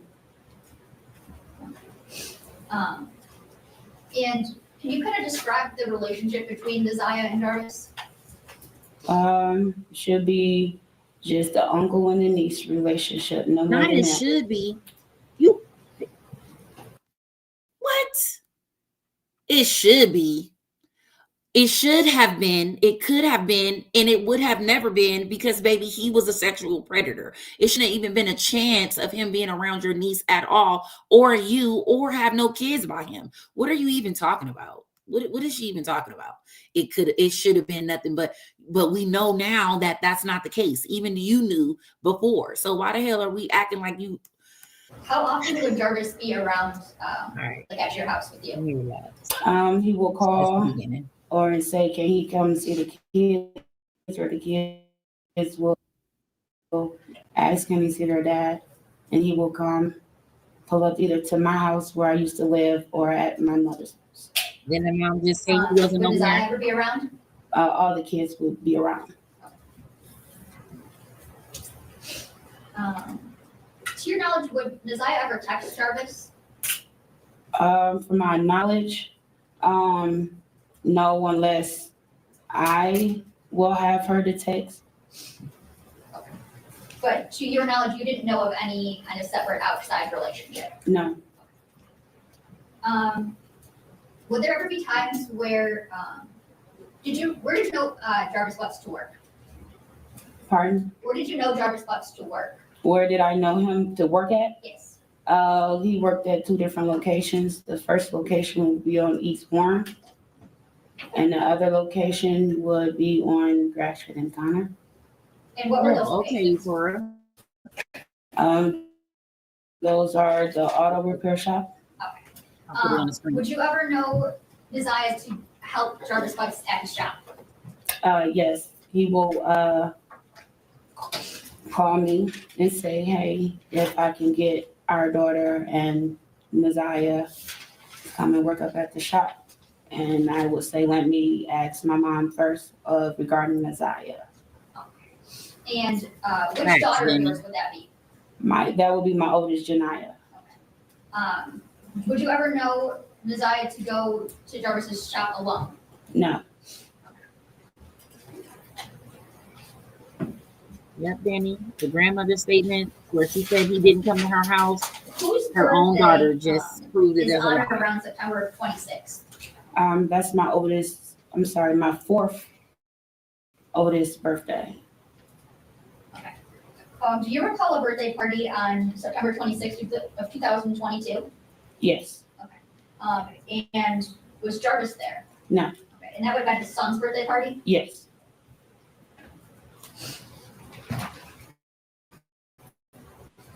Were there ever times that you would text Jarvis off of a text now number? The only time I would text Jarvis off a text now number is if my phone is off. Other than that, no. And do you recall the numbers that you would text Jarvis from? Yes. Okay. And does a 586-510-5161 sound familiar? Yes. And what number is that? That used to be my old number.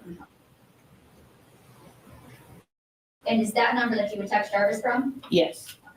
And what about a 586-842-4504? That was the number before this number. Before the 510 number? Correct. Okay. And is that a number you would also text Jarvis from? Correct.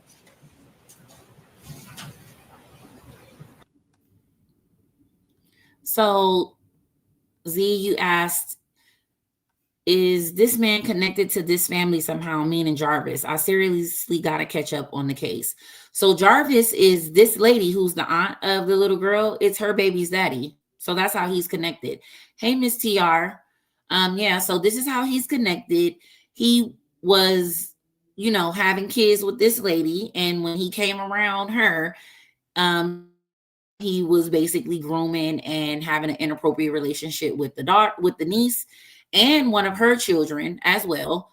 And he had been arrested for 10 years prior to meeting her. So she knew he was a predator and he shouldn't have been around no kids. So Jarvis was texting from Shannon's phone. That's what I'm trying to listen to now. So I'm going to play it again. Finish playing it. And what number did you have for Jarvis Funds? The 313-585-8719. And did you have any numbers for Messiah? It was a funny looking area code. The area code was a 231. Okay. No emotion, just sitting here. No emotion.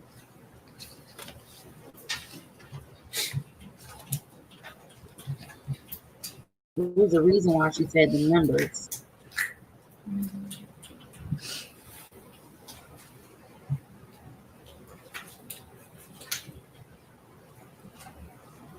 I am going to wrap up, guys, in about 20 minutes. So we'll finish up tomorrow for sure. So be ready. 16. And ask you some questions about them, okay? Okay. Aaron, may I approach? Yes.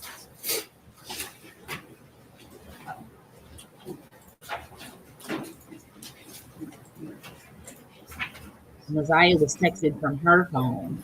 Yeah, through the text-free app.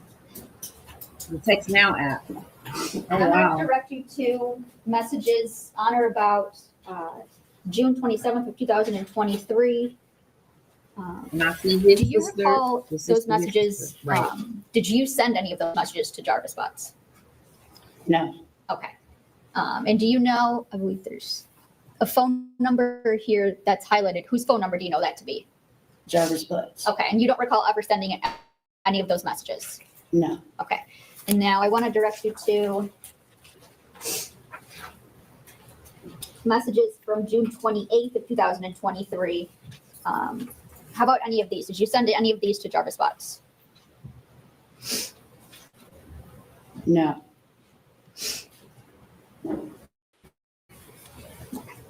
So the tablet only had Wi-Fi, it didn't have a cell phone service on there. So basically, she had the Text Now app, and she had, you got to use a real number in order to activate that app. So she used her aunt's number. So there's no way you know anything about these text messages, because a red flag wouldn't even go in your ear to say, why do you even have a Text Now app? Because they're sending you text messages, codes, all type of stuff to the regular phone number. So there's no, I think it even sends a notification once you get a text message or something. So yeah, she knew. Ooh, she knew.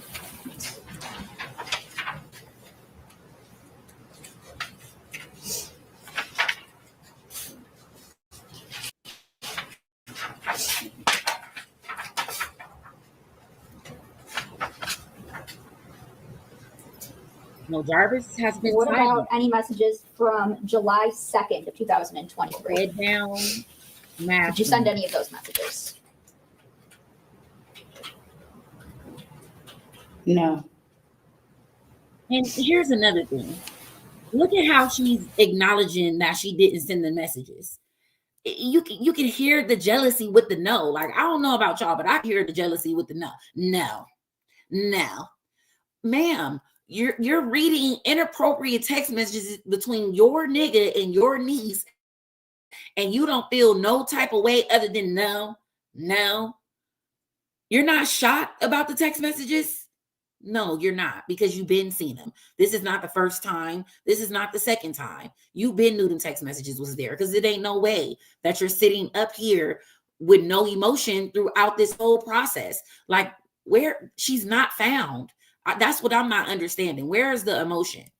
Because it's literally giving no. Oh, that's what she said. Like, you basically could hear it. Like, yeah, I'm real mad, for real. I'm really mad.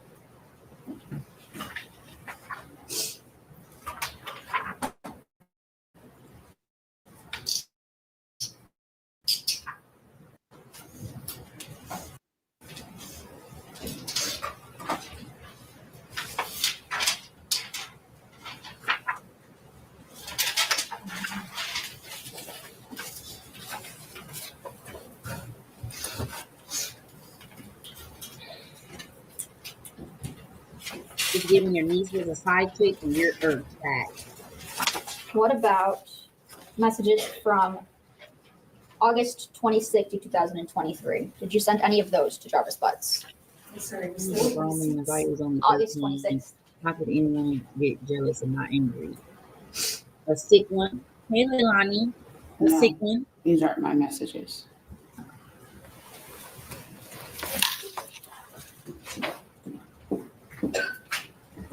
Wow.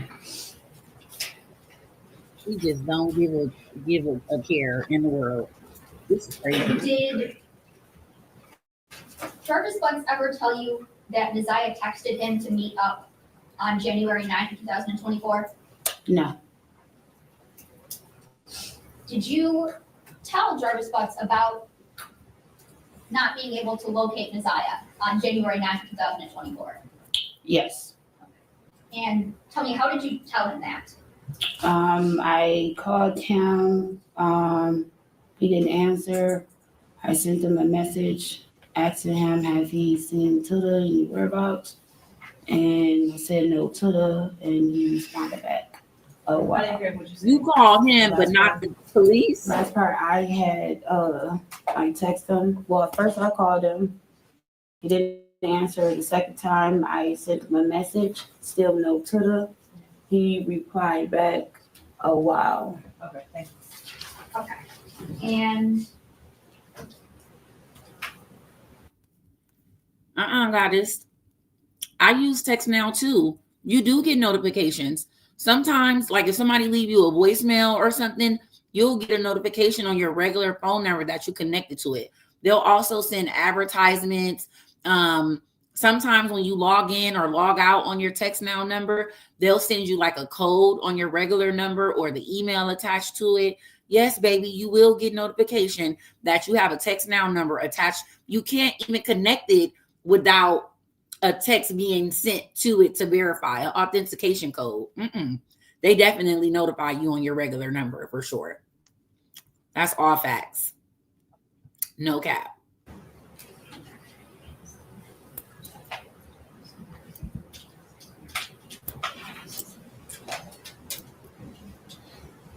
Your Honor, may I approach? Yes. And just for record references, I'm showing her what's going to be proposed, People's Exhibit 48. Ms. Harris, those text messages that you just referenced, do you see those on this page?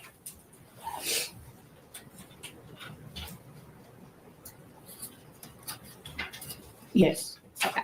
And so it's fair to say you stated to Mr. Butts, well, first of all, whose phone number is this at the top?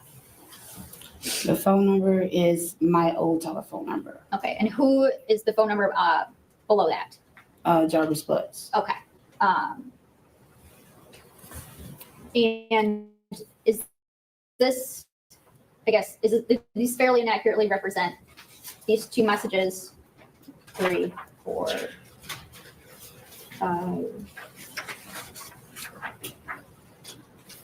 6 messages sent between you and Mr. Butts on January 9th, 2024 through January 11th, 2024. Mine did, goddess. Mine did. The first page is, yes, it's correct. Second page, it's correct.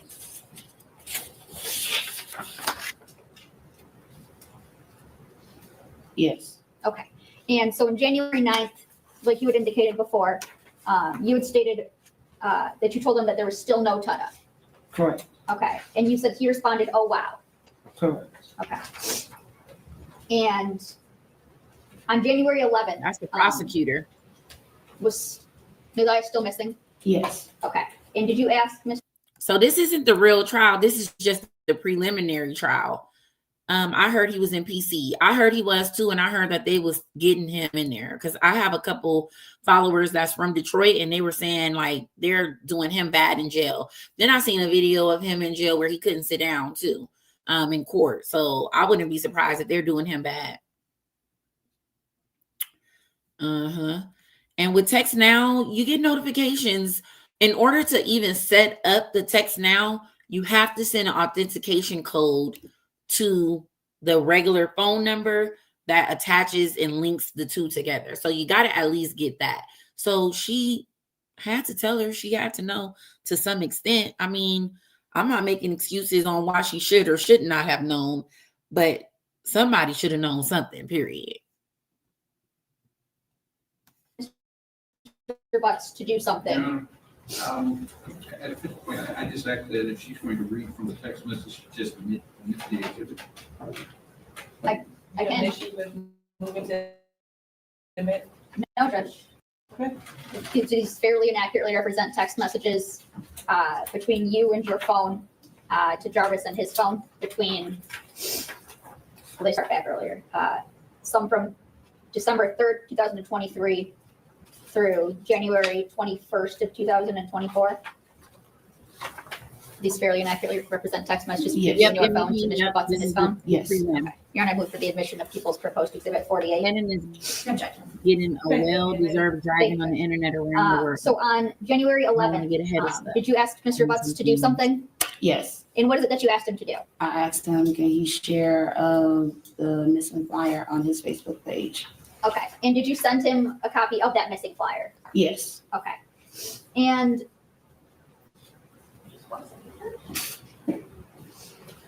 I'm seeing Grandma D needs to go down. Now, let me pause it one second. So I do appreciate everybody who has more information because I don't know it all. So that's my whole thing. We're going to go over it all together. Some people may be ahead. Some people may know something. We're going to go over so much stuff over the coming days that we're all going to find out something new within, I've already seen new things going right now. So we don't have enough time. I mean, y'all have been steady, you know, 50, 60. So if you guys are not sleepy, just let me know. If you want me to stay on, I was going to get off about, let's see, in 20 more minutes, 10, yeah, about 20 more minutes. But if you guys want me to stay longer, you can drop some chocolate bars and I will definitely stay because my kids are in bed and I'm chilling. I don't mind because I do want to get caught up. I stayed up last night about 3-4 a.m. looking at this. Yeah, for real. I've been watching videos after videos after videos. Just a little bit. On December 3rd, 2023. I'm up, honey.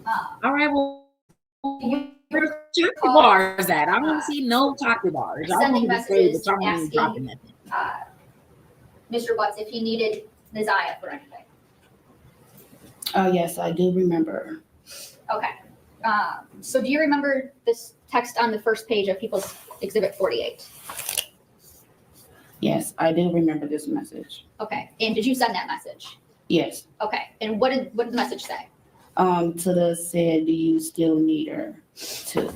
Okay. And do you know what is that referring to? It was, Tada had asked me to contact Jarvis and see if he still needed them to clean up. Okay. And that would be to clean up his shop? Yes. Okay. And to fast forward, on January 21st, 2024. Now, this is so silly. I ain't going to say that. Okay, guys, from the chocolate bars, we gonna stay. Y'all drop them. But you're literally sending your minor niece to a private place with a sexual predator who's already been arrested for this. I don't understand how you thought that was okay at all. So that right there alone lets me know that she was in on it. And like somebody just said in the comments, let me go back up. Her pregnancy set it all off. I agree. Because based on what we know so far about him, his searches and things like that, he definitely was sick about the pregnancy, because he knew that would bring out the evidence and the proof that he did it. But I never understand. All right, Goddess P. Nobody, we're tired of talking about that. You're out of here. Don't nobody care about nothing you talking about. Bye. You want to keep talking about some text now, girl? Bye. We moved on already. Yeah, I just don't understand why she would think that it would be okay to just keep allowing her niece to go there. But she knew. She definitely knew. You sent some messages to Mr. Butts. Is that fair to say? Yes. Okay. And can you read these last 3 messages? These last 3 messages is okay, Star. I'll follow him for sure. To be honest, these messages I seen into the inbox to you. I really don't know what to believe anymore. Stay away, Ramon. I mean it. The next message is I don't know what to say, or Tilla is on. Says this shit doesn't sit right with me. Call it what you want. I'm good, period. It says this for life. Nigga, I thought about it. Wait. And you can pass it. Wait. And need to contact Jarvis and see. Oh, yes, I do remember. Okay. So do you remember this text on the first page of People's Exhibit 48? Yes, I do remember this message. Okay. And did you send that message? Yes. Okay. And what did the message say? Tada said, do you still need her too? Okay. And do you know what is that referring to? It was Tada had asked me to contact Jarvis and see if he still needed them to clean up. Okay. And that would be to clean up his shop? Yes. Okay. Or send it to me. Send his name to me to on fast forward, Instagram. On January 21st, 2024, you sent some messages to Mr. Butts. Is that fair to say? Yes. Okay. And can you read these last 3 messages? Okay, messages from her to him. These last 3 messages is to be honest, these messages I seen into the inbox to you. I really don't know what to believe anymore. Stay away, Ramon, I mean it. The next message is, I don't know what to say or to his own. Since this shit doesn't sit right with me. Call it what you want. I'm good, period. It says, this for life. Nigga, I thought about it. And you can pass it. So, am I hearing this right? Is this her writing this nigga saying that she's seen the text messages between him and the baby and she don't know what to think and she don't know? Is that what I heard? Or no? Please, somebody tell me. Is that what I just heard? Or am I overthinking or what I heard? Because what? Stay away. Stay away. Oh my God. She really, really knew. Oh my God. Y'all have to remember the grandma had, oh my God, had custody of Naziah through CPS. With them making visits, they have to see all the children, how they were going to explain that to CPS. They're going to ask, yeah. Wow, I am baffled. I definitely gotta finish this out.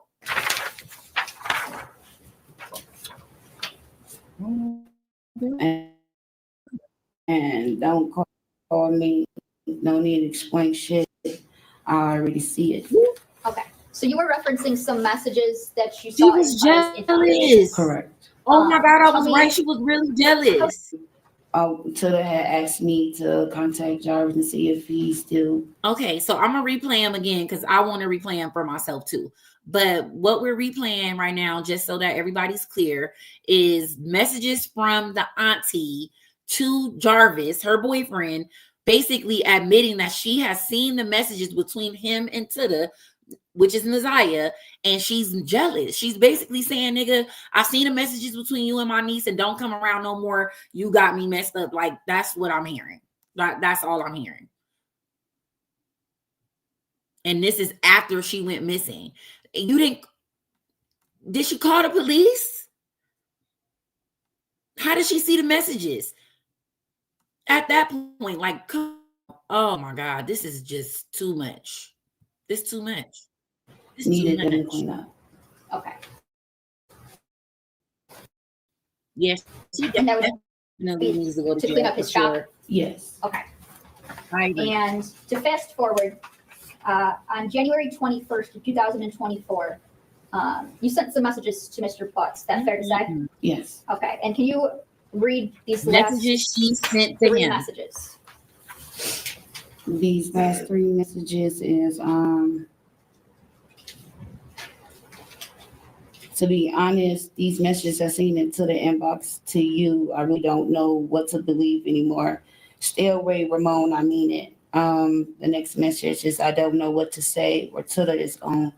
Since this shit doesn't sit right with me. Call it what you want. I'm good, period. It says, this for life. Nigga, I thought about it. And you can pass it.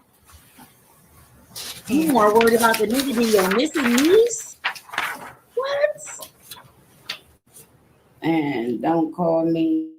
No need to explain shit. I already see it. Okay. So you were referencing some messages that you saw in Tada's inbox. Correct. Tell me, how did you see some messages? Well, first of all, where these messages, where were they at? The day of Officer Gardner came to pick up Naziah's tablet. My mom asked me to put it on the charger. I put it on the charger. Officer Gardner, after that, Officer Gardner called and said she's on her way. You're saying, without saying what. Okay, I'm sorry. The officer had called and said that they was on their way to come Still pick up hearsay. the tablet. Okay, Okay. So, sustained as far as hearsay. yes, thank you, Judge. Okay. Continue. So before the tablet was picked up, I looked inside to the tablet. She has two passwords that I normally know. So one of them is referenced for her brother's birthday, and the other one is referenced from my password. So I put the first password in, it didn't work. So I put the second password in. So the first thing I went to was Instagram, which I was scrolling. And I seen She lying. This is not the first time she's seen no messages in this baby phone. That right there, you just told us you knew the password, so you know you lying. You was too jealous. The messages that you just sent him proved jealousy. So you definitely already knew they were talking. Miss me with the bullshit. Miss me. Definitely miss me.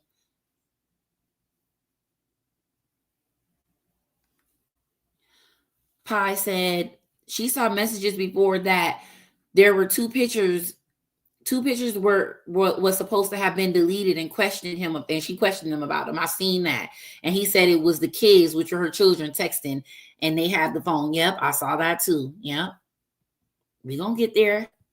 It's so much. Jarvis Butts Instagram page. I clicked on his page, and I seen 2 messages.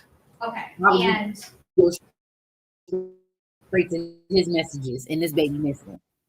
what were the messages that you saw? Who were they between, first of all? Naziah, my niece, and Jarvis. Okay, and what were the messages that you seen? It was roughly 2 messages that I have seen that I can recall. States, I'm gonna object to this as hearsay. They have not been admitted, and the messages themselves would be the evidence. Were they of any, were the messages of a sexual nature? No. Okay, and you said you saw 2 messages. He lying. Okay, did you see anything else? It was 2. It was 2 sent pictures, but you can't really make anything out. There wasn't nothing there, but it was the picture was sent. Okay. I agree. What did seeing those messages, what did they cause you to do? Well, when I see no messages, I called him and Jarvis Butts. Called him while he was at work, asked him, what is these messages I seen between you and my niece? And he said, what messages? I said, it's 2 particular messages that states out and there's a picture. And he stated that, I don't know, on these messages, how our children will text. Okay.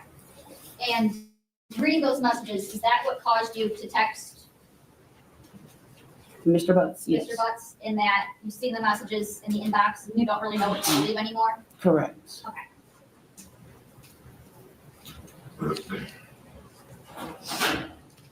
One second. Yeah, I saw it.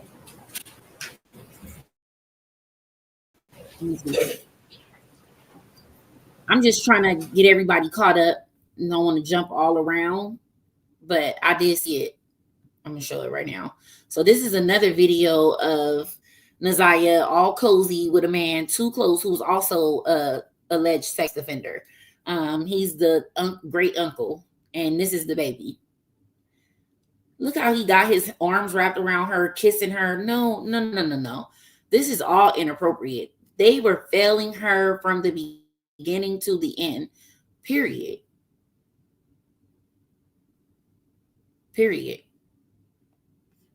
They failed her from the beginning. It was just too many men around her, honestly. Too many men.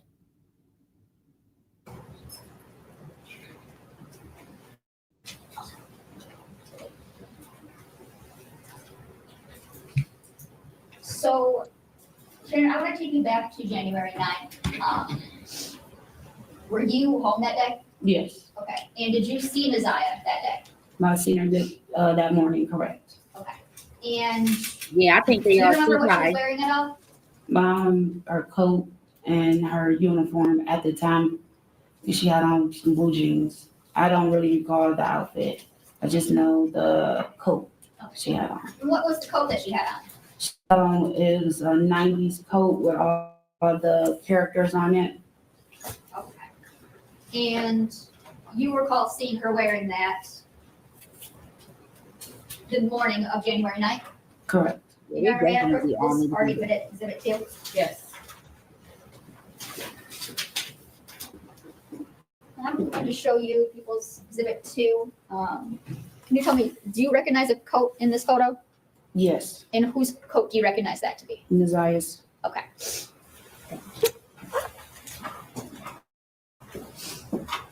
Now, after you were, when you saw Neziah that morning, what did you do the rest of the morning? Nothing, I was at home with my mom and my 2 children. And do you ever leave the house at any point that day? No, I was at the house the whole entire day. And do you know what time Neziah would normally get home from school? On certain days, she will stay for after school, and then on certain days she will come home. The days she will stay for after school is 6. And the days that she don't, is at 3 o'clock. Okay. So, And, bitch, you didn't know which days was which? You don't know the baby schedule? Like, why are you sitting here so unemotional just talking? Like, bro, then last night when I seen her, man, when they ran down on her last night, she had an attitude, her and the other sister, like, ugh, I'm sick of them. I am already. And we just day one, baby. We got so many days to cover because it's a lot of stuff. I know the overall of everything, but I'm starting to see little bits and pieces here, little bits and pieces there. Once I get caught up and start doing my own research, it's up. So I thought that the guy that this video, this is the one I'm talking about. This is the grandmother's boyfriend or the great uncle? Because I thought it was the great uncle. Let me see if I can play it again.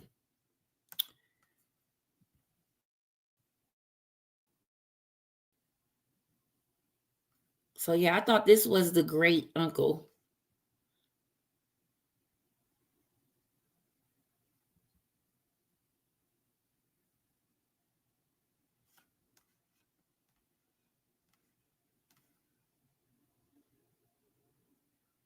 They so small. I've been following it for a few weeks.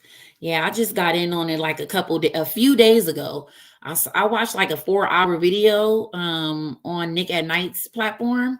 And then after that, I was like, oh, wow. I started looking at more stuff. Brother, that supposedly also had a baby with the grandma, his sister also, allegedly. They said it's the grandma boyfriend. Yeah, see? And then there's so many different things going around on social media. We got to do our own research. So that's why we need to be on it, because y'all know how we coming over here. We come with receipts and the tea. So we going to do our research. We going to find out who everybody is, where they live, what's their phone number, what they had to do with it. We might even help find the baby, because Neziah had the after school. We're not about to play. Yes. At that time, my mom took her out of the after school program. So she will come home directly at 3 o'clock. Okay, and were you home at 3 o'clock? Yes. And did you see Neziah come home? No. Okay. And did you see her come home at all the rest of the night? No. Okay. Did you leave at any point after 3 o'clock? No. Okay. Did you, yes, when Neziah didn't come home, did that cause you to experience or feel any type of way? It did. When she didn't come home is when my mom went to go pick up the other 2 children from the after school program. They knocked on the door and I'm glad you guys have been they asked a question and said, Objection. Sounds like hearsay. Was it, you have a response or? A question is a hearsay technically. I think she said. Just a question? I'm just getting ready to say a question. Okay, What was the question? The 2 children had asked me, Mom said, did Neziah come home? The hearsay is mom said. Okay, so were you asked directly whether Neziah came home? So my mom was still in the car. I was inside the house. They was coming to the house, walking up to the door. When I opened the door, they asked me. Mom said, did Neziah come home? I said, no. Okay. And was Neziah home at all? No. Okay. And did you do any sort of looking for Neziah that night? Yes. What did you do? I called my twin sister. I called some of her friends that I know that stays close by. If they had seen Neziah, heard from Neziah and everything. And when I reached out to my sister, she said no. Her friend said no. So after that, I asked my mom, did she want me to call the police? She said no, she will take it up in the morning. And that part right there is where you fucked up. That part right there is where you went wrong. That's where you gave yourself up and your mom, because your mom is acting so blind to this, that, and the other. You're putting the blame on your mom. She looks slow. I'm sorry. Shannon looks slow. The mama looks slow. That man was definitely using all of them, but they had enough common sense to know right from wrong, and that was a baby, period. She was jealous. She was insecure. She was everything under the sun, sloppy. And that's why she thought she had her winner. And she was willing to do anything to keep him around, even if it was to give up my niece, because I saw a video where they were saying she was fast anyway. So they definitely didn't care. They didn't care. They did not care, period. This is sad. I'm so sad. For real, I'm just too sick. This is sick. Just one second.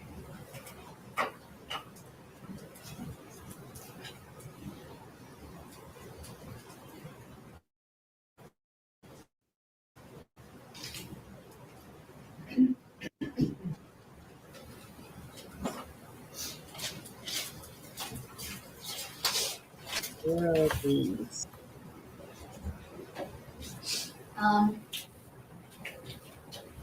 Shannon, did you know Desire to have a pair of red and black Nike shoes? Yes. Okay. So now that's one character I did not unlock yet. So Nazaya's brother, where the brother at? How old is the brother? I didn't even know anything about the brother and what part he played in it. I'm gonna find that part out. Who was fast? I mean, I seen a video of one of the aunts. I don't remember who the aunt was because I couldn't really see, but they were saying that she was fast. The little girl was fast. Nick at Night is on YouTube. Shout out to Nick at Night. And if I showed you a picture of them, would you be able to identify them? Yes. Oh, he's been on live. 18, he played no part. He ran away and never looked back. I bet he did. Okay.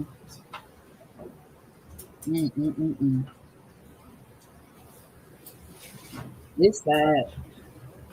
Colonel, may I approach? Yes. And for the record, this is going to be from People's Proposed Exhibit 14, and it'll be picture 34. Do you recognize these shoes? Yes, that's a pair of shoes that my mom bought for to the birthday. Okay, thank you.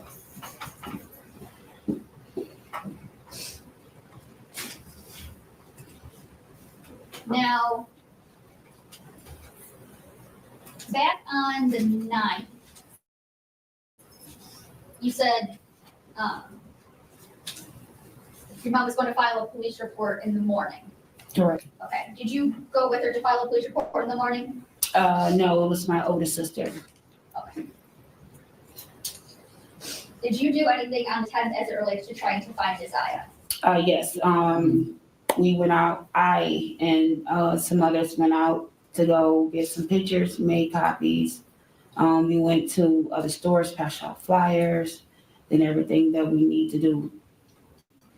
Now, what was asked of us to do. Oh, I was asking you and everything you And, needed to do. Baby, that was it? Since January That was 9th, it? 2024, have you seen Desire? No. Have you, since January 9th, 2024, have you heard from Desire? No.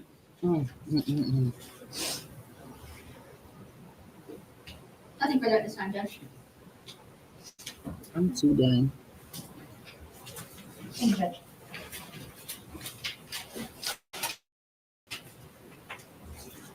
Ms. Harris, I also have some questions for you. You and Mr. Butts have been, or you've known him for about 12 years? Correct. And fair to say that you were in a dating relationship with him for most of that time, Correct.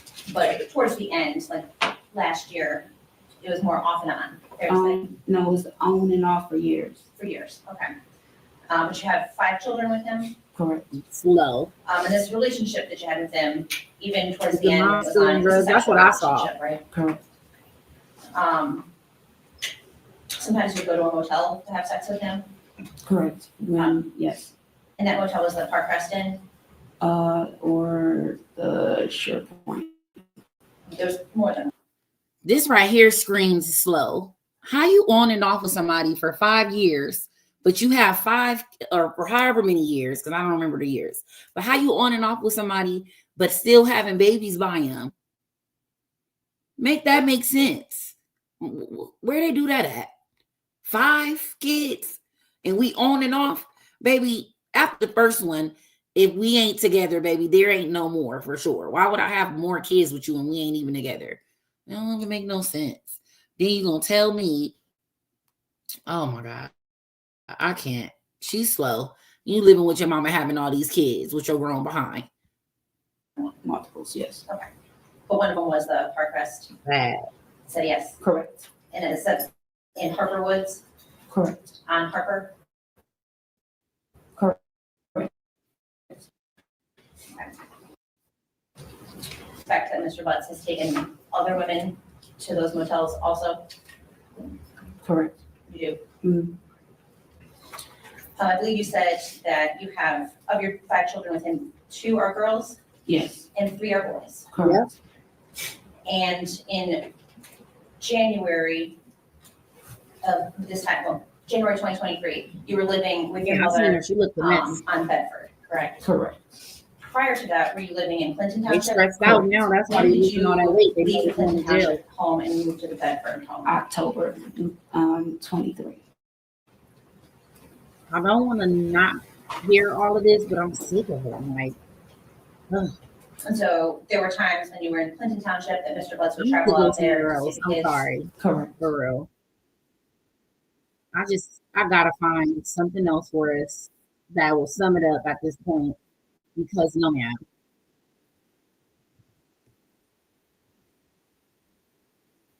I cannot. I'm sick of her. It's crazy, man. This is just sad. Oh my goodness, my goodness, my goodness. I didn't see this. I want to see this.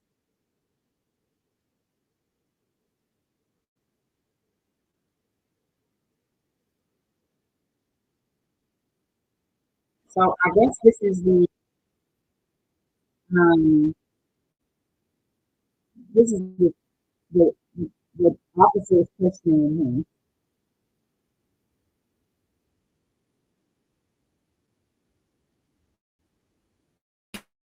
1 hour, 52 minutes and 47 seconds.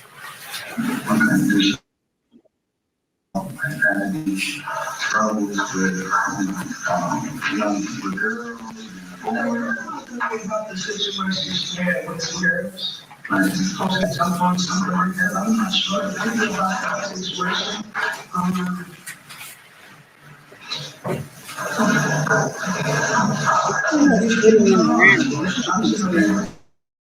So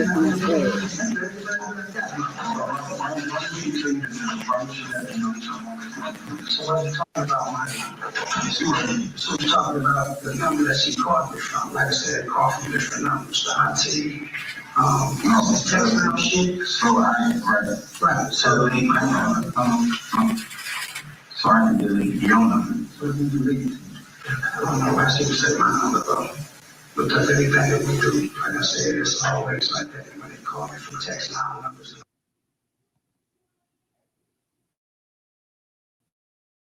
I have to turn it down a little bit, but I guess that was too low.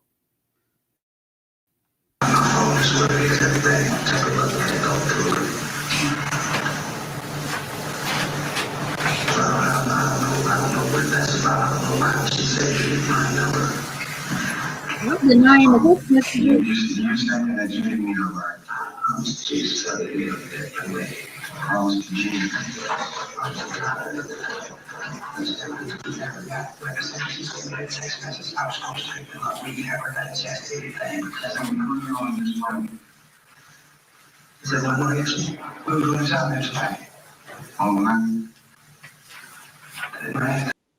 don't want to hear nothing he gotta say because he lying. Boy, bye. I can't. I definitely cannot because no, I'm so sorry. Lord, I can't. I really cannot. I just can't believe this. For real. I'm getting sick to my stomach because this don't make no sense. I had watched some really good videos on this that got me caught up. So I'm definitely gonna play a couple of them. And then we're gonna bounce around to something else till everybody get tired. But man, this is crazy. This is sad. Oh my God.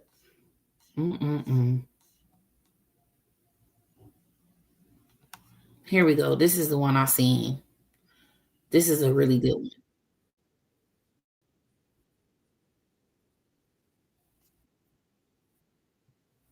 Okay, let me share the screen so you guys can see what I see. One moment. Sorry.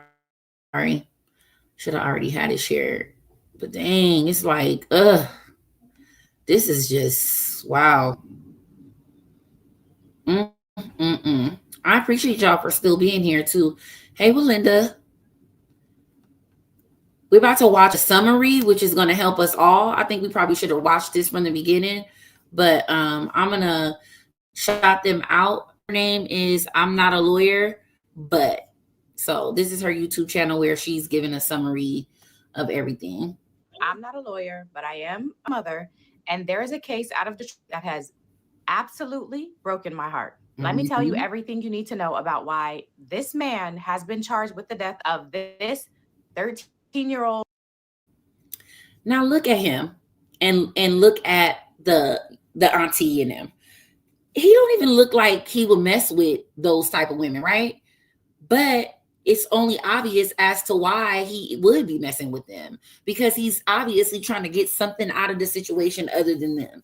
So obviously they were desperate. She was desperate. You had 5 kids by a sexual predator. You were desperate, period. There's no ifs, ands, and buts about it. Old little girl. And yes, it's what you're thinking. Okay, so the first thing you need to know is that this is a circumstantial case. There's no body, no weapon, and no eyewitness. Correct. It says that the cause of death remains unknown, which, Judge, obviously Ms. Quake is getting to one of the main issues in this case and one of the big questions in this case that I anticipate is going to be a defense argument. We all know that that's one of the big issues here in this case. So I will. Fair use. With your objection of it. A little bit of context to set you up. This is Naziah Harris. She was living with her grandmother, Annette Harris, her aunt, Shannon Harris, and her aunt Shannon's 5 children. Naziah's biological mother was not in her life. Now, you are Naziah's maternal grandmother, right? Correct. You're also her adopted parent, correct? Correct. And you said you adopted her in I did see he was 2016? messing with the twin too. Is her birth mother still around? She is. Okay, does she have a relationship with her? No. She doesn't have any type of relationship, no contact with her that you know of?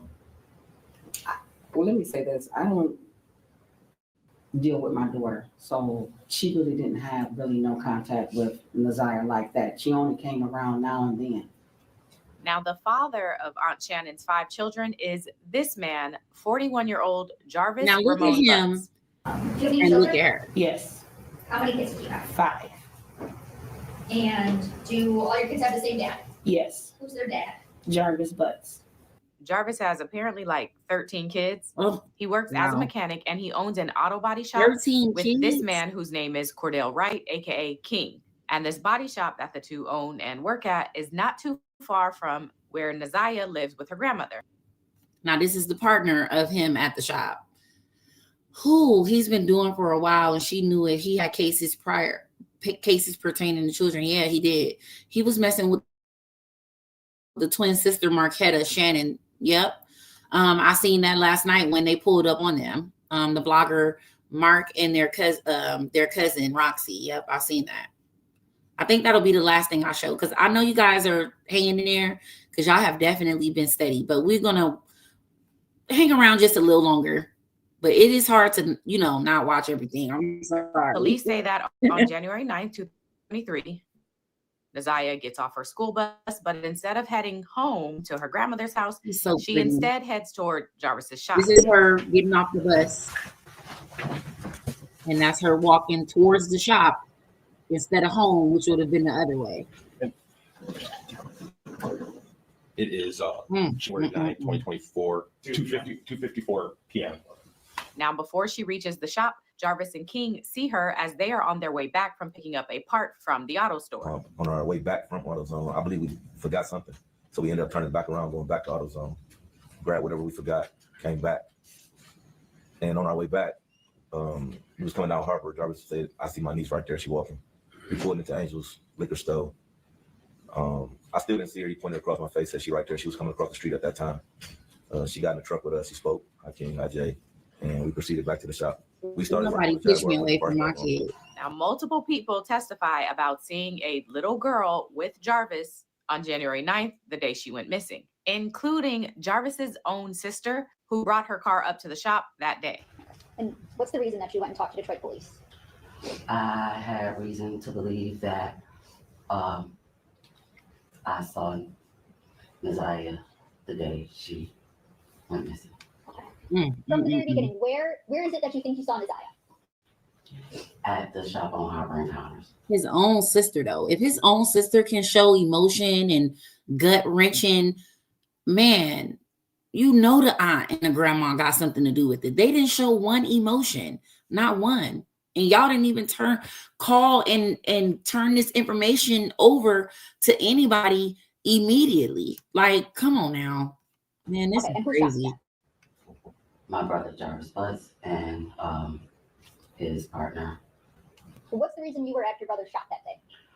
Something was wrong with the car that I was driving, and I just needed him to check it out to make sure it was safe for me to drive. Okay. Do you recall about what time did you go to Jarvis's shop that day? About 4 p.m., give or take a few minutes. So I was sitting outside of the shop in my car because they were working on another car on the inside. As I sat there for the time that I was there, I kept seeing a little girl get in and out of his truck, going to the gas station and going back to his car. Do you get a look at this little girl that you see getting in and out of his car? I saw her as she was walking. I never saw her face. I just remember her having on a colorful jacket. Did you know who this little girl was at the time? No. And did you ever ask Jarvis who the little girl was? Yes. And what did he tell you? He told me, I can't remember if it was this exact word, or he said it's my partner's niece, or he said it was King's niece. Okay. But you knew who he was referring to? Yes. Okay. Did you think anything of it at the time? No. Okay. Okay. And what is it that made you think something different? I received phone call, a video call from one of his kids' mom. She told me about some things that happened on Valentine's Day, and then she sent me a video of a podcast about my brother. So based on those. Okay. Now see right here, somebody in the chat said that the sister was the reason why he was turned in. This is why I want to go over every detail and comb through it myself, because from what I'm hearing is that she didn't know any of this until February, after Valentine's Day. So she didn't turn him in. They already were in communication or whatever. They were already on it, so that's one of the reasons why, because it's going to be a lot of misinformation, not on purpose. Everybody's seeing something here, seeing something there. I want to get the facts out there. I want to make sure that anything that we say, we back it up for sure with receipts, 100%. Do you go and talk to someone else? Yes, Okay. Who do you go and talk to? his partner, King. Okay. After I mentioned to him that I had only saw my As we did our workup and we're looking at different locations that Mr. Butts had been to, as we start breaking down the phone mapping a little bit more on Mr. Butts' phone, it kind of led us to 7 Mile and Berg. So 7 Mile and Berg, there is, it used to be a golf course, which is now shut down. And then on the other side of Berg, there's a parking lot They where it all has like a still big deal with building him. that used to be the clubhouse for the golf club. And then right behind that parking lot is the Rouge River. So let me We ask searched the this. complete river 'Cause from I know a lot of you guys have been keeping up. So I've seen someone say that the case didn't make it to the police for a couple weeks. So you're telling me during the couple weeks before he was arrested and all that, that he was still around them and everything, even with the baby missing?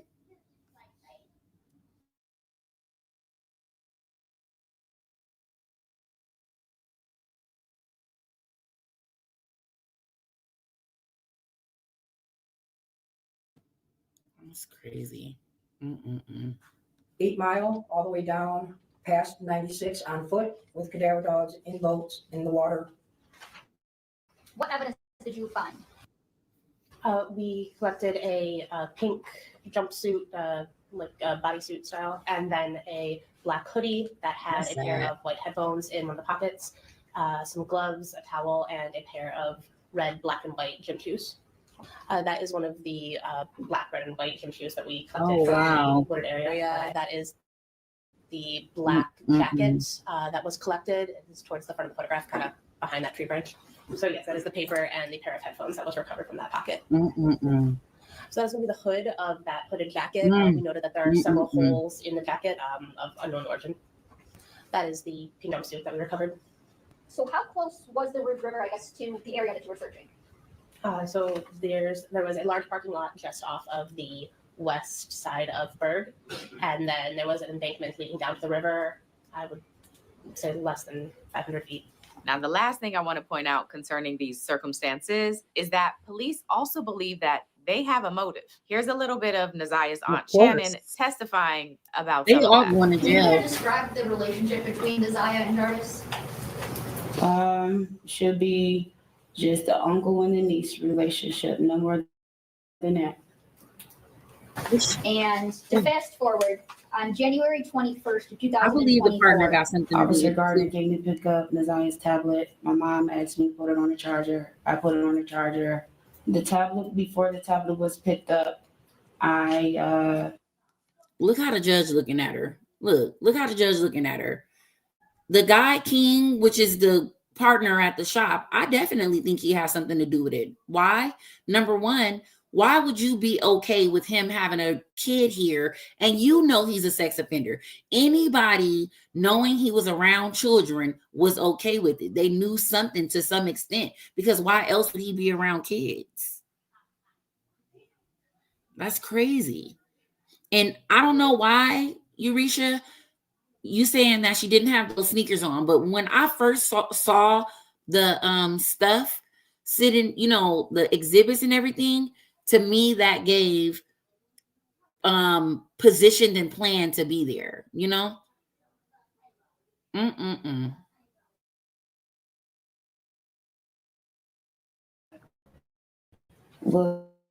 looked inside to this tablet. So the first thing I went to was Instagram, which I was scrolling. And I seen Jarvis Butt's Instagram page. I clicked on his page and I seen 2 messages. Were the messages of a sexual nature? No. Okay. It was 2 sent pictures, but you can't really make anything out. There wasn't nothing there, but you know, the picture was sent. Called him while he was at work, asked him, what is these messages I seen between you and my niece? And he said, what messages? So there's 2 particular messages that states out in this picture. And he stated that, I don't know, on these messages, I told him what the messages were. And he said it was probably our children was messaging him. And I stated no, because I know how our children will text. All right. Now, this is your warning. Police did access messages between then 12-year-old Naziah and 41-year-old Jarvis Butts, and it's bad. really bad. September 27, 2022, 1:54 a.m. She sent a message. The only reason why I say that he may not have participated, but he definitely knew something, especially when they picked her up when she was walking home. I know he may be thinking like, okay, this is his niece or something, but at the same time, it's like, sir, why is a kid? I mean, you don't think he's seen her multiple times? She was at the shop, and then recently I saw someone break into the shop and there was pads on the floor and this and that, things that belong to the kids. He didn't see any of these things, but this random lady went in there and found it. Man, he know more. He knows something.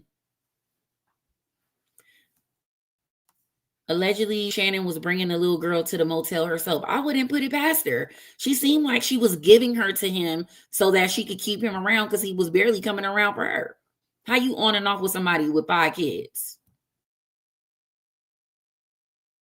Message, where are we doing it at your choice? A message is replied to Jarvis, says basement. The message is sent to Neziah from Mr. Butt's phone saying, can you suck my dick, please? And make sure you erase the messages. Go change your clothes and take your panties off. Are we doing it tonight? I'm ready, fresh out the shower. You coming over? Don't have school. Asking you coming. She receives a message from Jarvis that says, stop messing with people and just be mine. I'm finna go to lunch. Love you. I can't stop thinking about you either. She sends a message to Jarvis. Hey, you may think I'm ignoring you, but I'm not. My phone broke. Are you mad at me? Please don't be mad. Can you tell me why you mad at me? Yes or no? He replies to her saying, I haven't seen or talked to you. Wow. He had sent to her, I'm at your house. She says, damn, we was just there. You bet not be in my room. He sends her a message that says, I stole your panties. Didn't I make you come faster than ever? Jarvis, I'm sorry for making you mad, but do you ever think how I feel knowing that I can't have you to myself? But you have me to yourself. And no, I'm not seeing anybody else, I swear. Then you going to hit it from the back again? Send me some pictures, please. I want some push. And the name on here that she has this number saved is Bae for life. BAE, the number 4, and then life. Wow. Are you naked yet? Come on, Bae. I'm sorry. Just not in the mood right now. I'm sorry. I didn't sneak out for nobody. I swear. I know you're having a rough day, but I swear I'm not lying. Why won't you believe anything I tell you? I'm not like other girls. There is no need for me to lie to you. The meaning is you're mine and mine only. And all you're mine and will stay mine. Oh my God. Go take them panties off. He sends a message to her that says, I'm trying to, can I get my dick sucked today? I just want your body on mine. We doing something or what?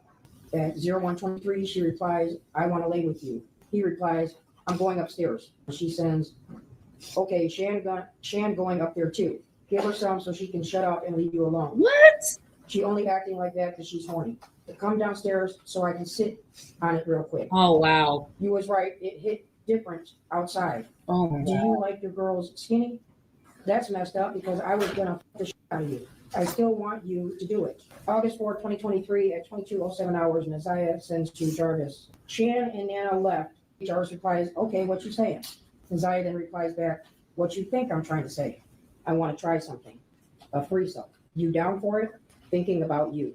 My period haven't came at all. Hello, you there? It have not came. Jarvis replies to her, since when? Since I was in the hospital. That was last month.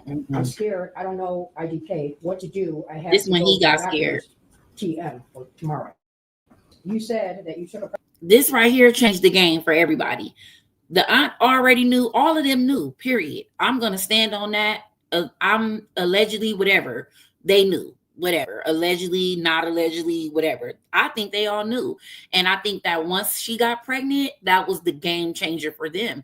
They were trying to hide this and keep it under quiet. And then once she got pregnant, they knew they couldn't hide it no more. But this isn't the smartest idea either. So I don't understand what their logics was. At this point, it was like, you might as well should have let her have her baby and you guys should have just went to jail, period. Because there's no reason why you would get rid of her when she literally is a kid and innocent in the whole situation.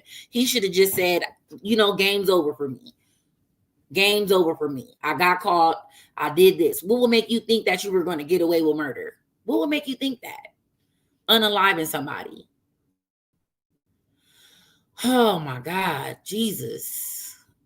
Pregnancy test and it was negative. She replies, it did. Jarvis replies, so go get another one. I can't, I have We no got money. 9 more minutes, guys, and we're gonna wrap it up. 43, she says, you ain't scared to get a plan B, get a pregnancy test and bring it later today. Just act like you have to use the bathroom.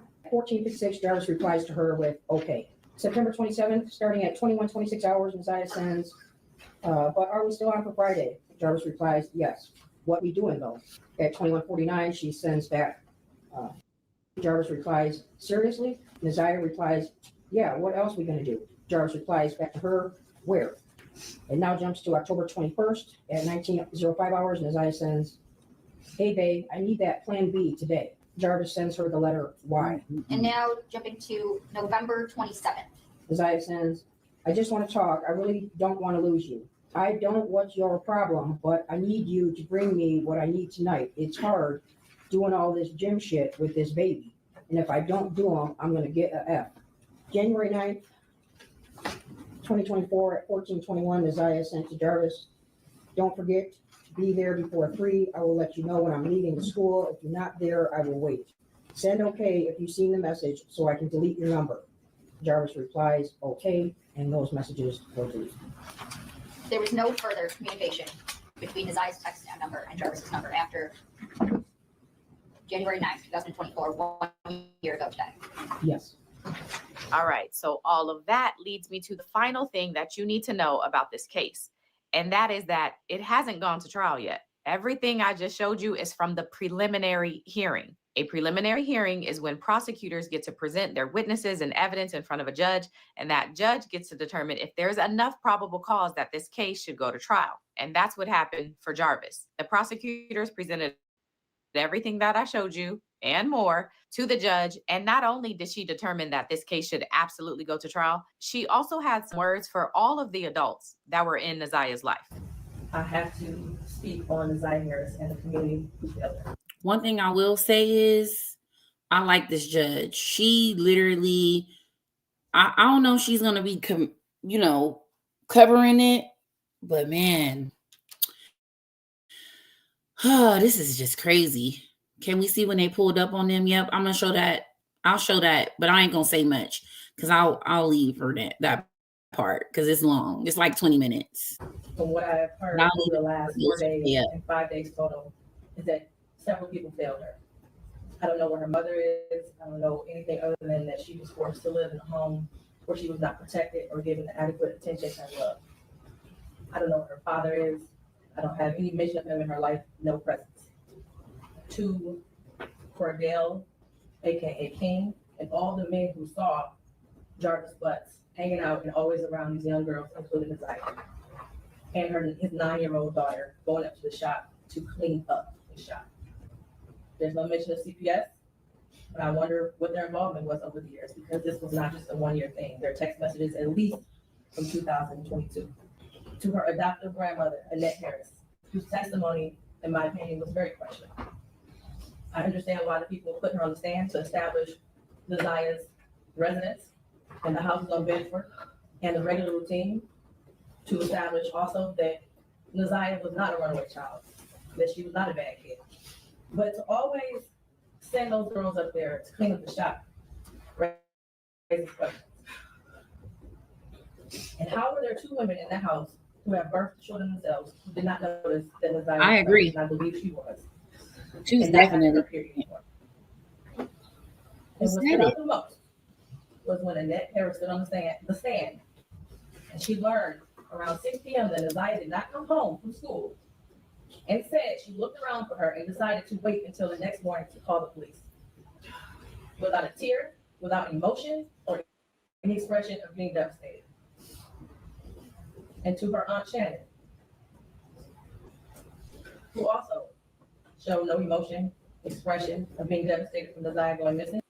I'm glad she pointed that out. I'm glad she pointed that out for real.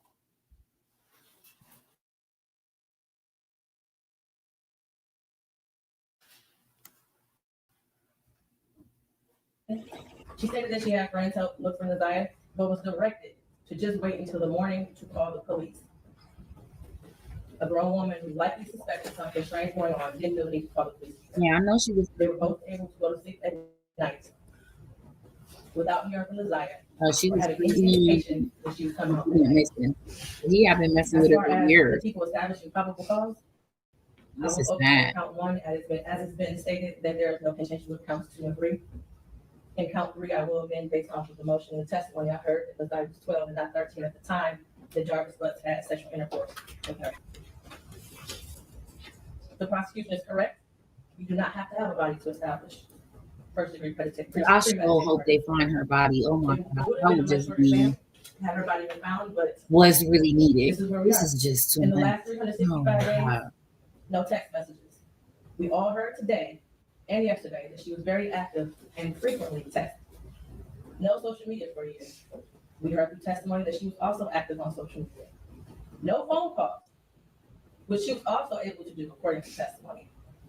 No physical sighting of her by anyone. She never came back to school. No one has seen her. Medical records dated from July 2014 to October 2023 indicated that she had no life-threatening medical issues that would lead to a natural cause of death. While this is still probable cause, the evidence all points to Jarvis Butts. His locations, him being seen with her last, the abortion searches, the abrupt silence between the two of them in text messages, and the constant lies he told throughout the entire investigation. We may never know what happened, but from what I heard today and over the last 4 or 5 days, it appears he intended to perform what he thought was a do-it-yourself abortion on Desire and went south. And instead of seeking medical attention for her, he intentionally killed her and tried his best to cover. Yep. So that's what happened.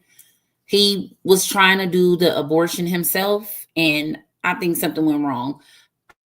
I don't know. You know, every little thing, I'm not going to put too much speculation on it.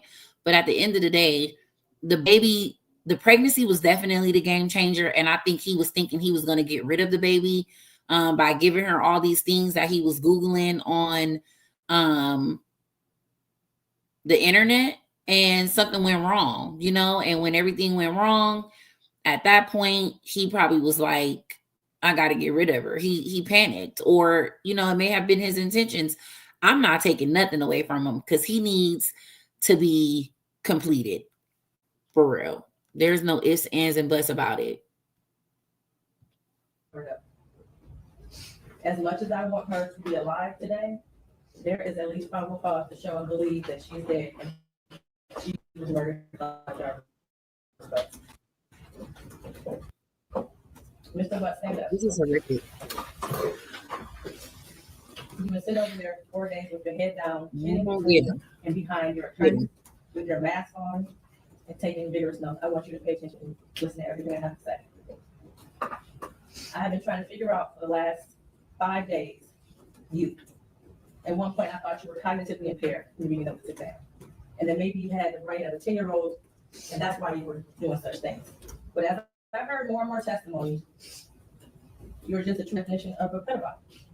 Definitely. Watching you Definitely a laugh read by pedophile. all women you have some children with different women and the children and the girlfriends, and making babies to groom them and having them in your presence, cleaning up your shop. And the little girls around you and landing you here today. You ruled Desire. You played mind games with her. We all heard that. You controlled her emotionally. She was exposed to so much at such a young age. The text messages between you two were disgusting to hear. Yeah, I agree. And to think that she had you saved in her phone as babe for Oh life. my God. What? So much. This baby had him saved as bae for life. You piece of you know what. You're a piece of you know what. Oh my God. He really groomed and confused and played mind games with this baby. Ain't no such thing as she fast. Come on now. How is she fast? At that age, when these little girls get their cycle, their hormones change. So that has nothing to do with their fast. They don't know. So when they see and hear and get taught things that they shouldn't even know at their age, they get interested. They get confused. They want to know what it is or what it's like or whatever. As an adult, It's not your job to help her understand or any of that, especially a non-relative. The fast blink, man, is annoying. He I don't know. I can't even read him because some days he looks sad and pitiful, and some days he look like he about to tell it all. He gave his 4-year-old chlamydia. I know I spelled it wrong. So the 4-year-old and the 8-year-old were not related to him. I saw that on the news. But he had cases for them, but they weren't related to him. They were other relatives' children, girlfriends' children. That's who the kids were. They were children of other women that he slept with. So basically, he was a predator. He would go and look for vulnerable women who he knew he could take advantage of or were weak, and not watching their kids and letting him do whatever they wanted to do. It's so unfortunate because in her mind, he was her everything. She thought they were in a relationship. Wow, my God. That's why she trusted him so much. And while I mentioned other people killed her, Jarvis Butts, in this whole picture. She did deserve love from her parents and everyone who was in her life. She was ignored, she was neglected, and you took complete advantage of that. She wanted someone to love her, and she will never know what that feels like. And from those statements right there, that lets me know that somebody's getting charged with neglect. Somebody's getting charged with child endangerment. Don't worry. We gonna keep up, because trust and believe they're going down. There's no way that they can't go down. Like, there's no way. They're going to find out more. They're going down. Trust me. I could put money on it. A couple more minutes, guys, of this one.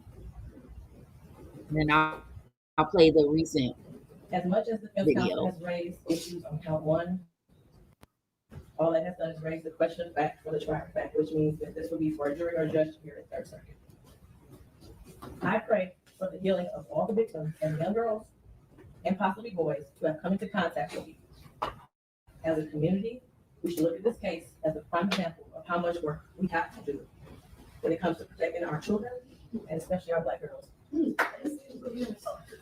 I pray Come on, Judge. for closure and healing for all those who have been traumatized by you. And for you, Jarvis Butts, I wish you a speedy trial and that justice be delivered. Your bind over date is January 16th and 9 o'clock a.m. Anything else for the record?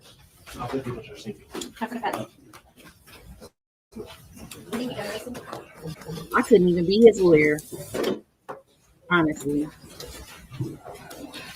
Do the right thing and tell us where she's at, please. I'm sorry, Judge. Just do it, Jarvis. Where is she at, Jarvis? Just tell us. Oh my God. Judge, I'm sorry. I'm not trying to disrespect your court. Well, then turn off the camera, please. Dang, man, that's.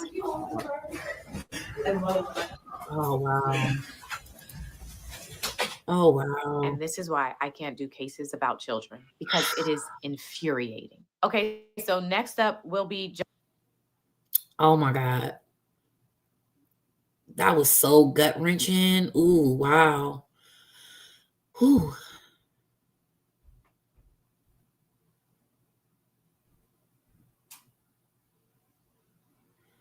At this point, Jarvis is the fall guy for the organization. What organization? Girl, Jarvis is. Let me just. Jarvis Butts trial. There isn't a date set yet, but I'm sure it's coming soon. And in the words of that judge, I wish for a speedy trial and for justice to be delivered. Oh my God. Oh my goodness. That was hard to watch, for real. That was very, very hard to watch. So for the final video, I'm going to show you guys the approaching of the sister Shannon, or the Aunt Shannon, and her sister, her twin sister. Last night on live, a blogger and their cousin, who is also a content creator, went to the house that one was hiding at or whatever, and basically interviewed the sister's boyfriend, and also went in on, trying to get more information, asking them where the baby is. Wow. I'm too done. I'm too done. I ain't even gonna hold you. Let me find this video of them last night. Here we go. I got it.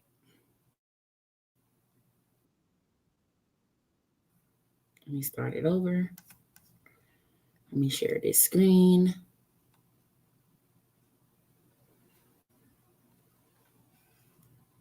Asia, I am, I'm not against that there is a ring, right? But we're not, the proof is there that it's him. He literally Googled how to get rid of the baby. He literally groomed her. He literally did it all. There's nobody else involved, or there will be other messages. It's him. Like, don't make excuses for him, please. Don't do that. It's him. He did it. Now, do other people know? Yes, I'm sure. But as far as some big organization being behind this and he's just the fall guy, he ain't no fall guy. He did it. Please do not be gullible. Don't, please, just don't do that. Start with y'all real quick. So you did the interview recently, I guess. Now this and was saying some stuff. Let me say that she didn't like and prompted an argument. So this is Shannon's twin sister's boyfriend, who has been, I guess, speaking out as well. And he's now about to do an interview with the guy, Mark, who has been covering the case as well from the beginning. I'm going to be watching some of his content tonight when I get off. But this is them pulling up to the house last night, literally live. Right. But let's just, I guess, start where you want to start, man, as far as what you want to say with everything. Something weird. Come on, sit over here close to me and just say. I don't even know what to say. Because I ain't really trying to be in it like that, but this is how it is. But they just weird, sneaky. You see what they have now? Hiding in the back. Low key, my brother called me and tried to keep me on hush about whatever they trying to hush about. Hey, brother called you. Who brother? Who brother called me? Yeah, stuff just ain't been right. Man, it's weird. I can't even explain it. Mm-hmm. So, yeah, man, you was telling me a lot of shit. Like, I guess the auntie was telling me about what's going on with she told you about how the CPS investigation when the Yeah, that was a little weird. So she was over here. I'm guessing they trying to keep stuff on the low because technically she don't live with her mama. I don't know where she claiming she lived, but that's where she at. But she house hopping, so trying to keep that on the low somehow. But ever since this thing got serious, she was over here. Of course, I didn't want her, but she was over here. And so Shannon, CPS, I guess. Shannon had a CPS case, and she's been hiding over at the sister house, and this is the sister's boyfriend. So she's been at her twin sister house, and this is her boyfriend. Oh wow. So basically, you ain't nothing but a drunk of the aunties. Just came to her grandma's house. So it was late. She busted in the door talking about CPS at grandma's house, my mama's house. Put the dog in the room. Can't hear you over the dog. She like what she said. Yeah, they already can't hear you. Oh, so she like CPS at my mama's house. So I get up being nosy. They're like, I think they about to take the kids or whatever. So they didn't take the kids because from what I've heard, from what they were saying, was Fortino was there, and being said he has nothing to do with the case. They didn't really go forward with what they were supposed to do, I guess. So, after all that, we at the table. Her mama called Shan. They on speakerphone, and she basically schooling her on like say this and say that, you know.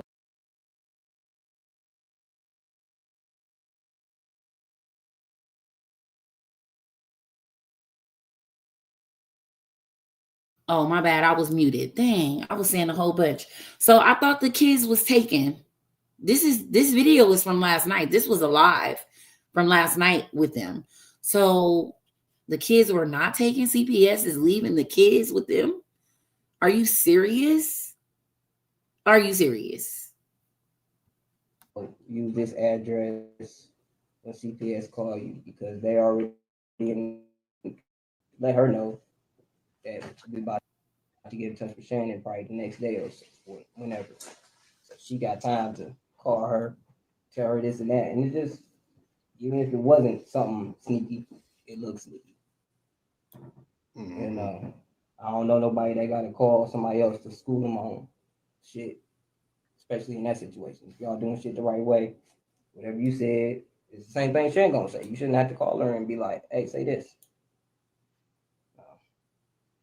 So it's like they basically covering something up, you know what I'm saying, telling each other what to say to get away with some shit, sound like. They always whispering. I pretty much stay to myself because I ain't got shit to do with this shit and I ain't trying to really be in it, but at the same time. Like, so why are you in it? Because she live here with you. Said you want her out of your house. Here, and then I got a heart, you know, I care about this situation. You know, and y'all doing shit in my face that's making me feel like what people saying that don't even know y'all is right. You know, so now I feel like I gotta say something because I'm starting to really feel like y'all did some shit. Y'all too secretive coming in this house. Y'all sneaking, like, say shit. If Shannon ain't here, that girl getting up early as hell in the morning. They talking on the phone. She ain't up here. I'm asleep. When I get up, conversation ends. You know, it's like I'm really not hearing too much of this and that. It's too sneaky. And then it's other shit that I've literally heard that just don't really make sense. Like there's been moments where we already got to the point where Naziah is gone. You didn't got a call. I want to say it was from the police officer brother. But got a call from him saying, you know, we might need to get some money together for a funeral, memorial, whatever he was trying to get money together for. And that girl got the flipping on the phone talking about that. Naziah ain't even dead. What the hell? What we need to do all that for? She ain't dead. But you saying it with like you know, you confident. Like how you know? We all at the point where she might be dead. Ain't no way. Heck, this girl just disappeared off the cameras this long. Right. You know, so it's just certain stuff that she ain't said. Then you got Marquita posting stuff on her Facebook that ain't the true. twin sister. More fishy shit. Ooh. It's like no. And that's his girlfriend. Come on, she posting stuff that ain't true. Told you before she told her father. You know, this man did this. That ain't your dad. You shouldn't have gotten in the car, shit like that. Then you don't even let your baby daddy know about the situation it takes for her to go to him and then tell him for all this shit to come out like that. And you knew first. That shit, that's terrible. Like, who want to be with somebody like that? Yeah, you.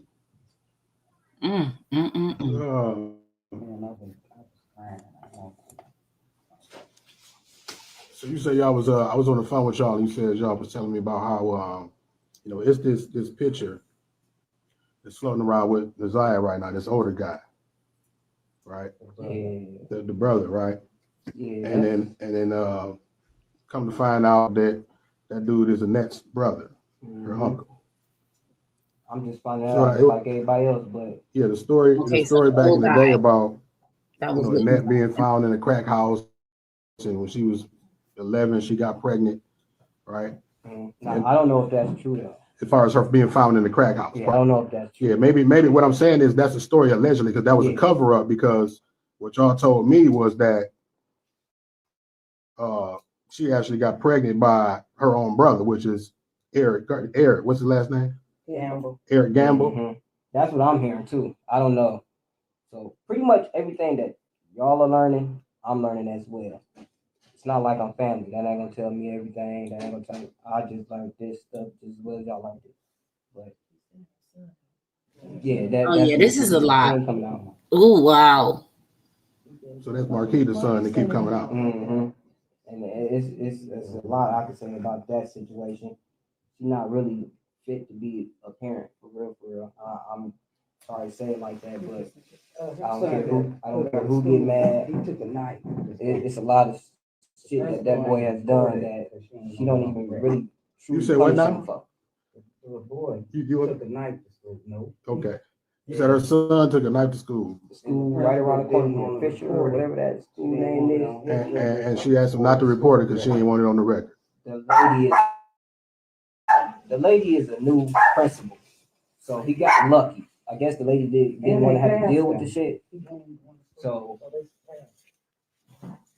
he came home, wanted to call Vari, the brother of the girl that's missing. He came home, wanted to talk to her.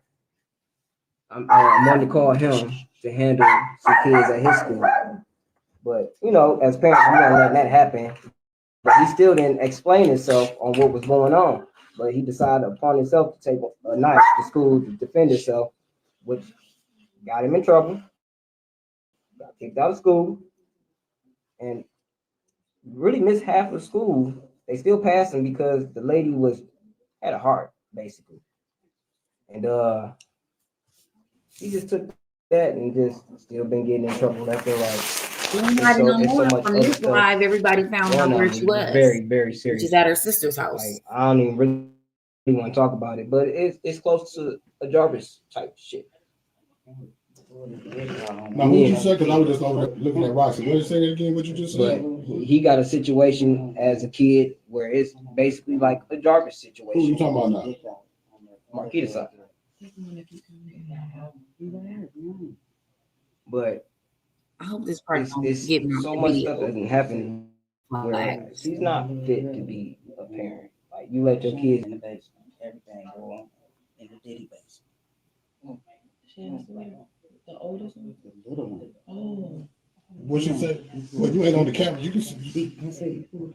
Well, that's the heat right here. Oh no, we not about to like that. Not on this, baby. Sorry, we're gonna have to miss some of that part. Or let me see if I could cover it with something, because what should I do? Let me see. Let me just get past that part.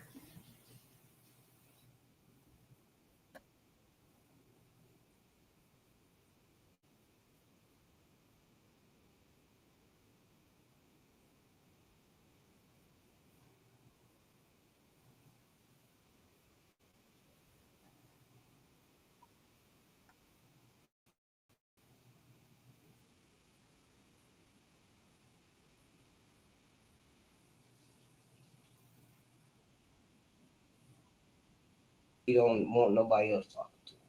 But even though I'm talking to the twin, he feel like, right, because of the situation he been in, you done fuck with both twins, it's fucking with your mind. You see another nigga that's close to the other twin as well as he close to that twin. So it's fucking with him. So I already got a vibe of something wrong with you. And then I already know we're gonna get into it. I feel that you don't like me. But I'm the type of nigga that I'm gonna pop up because you don't like me. So you mess with both. You messed with them both too? Yeah. You have? Ooh, yeah. What's going on, bro? Oh my God.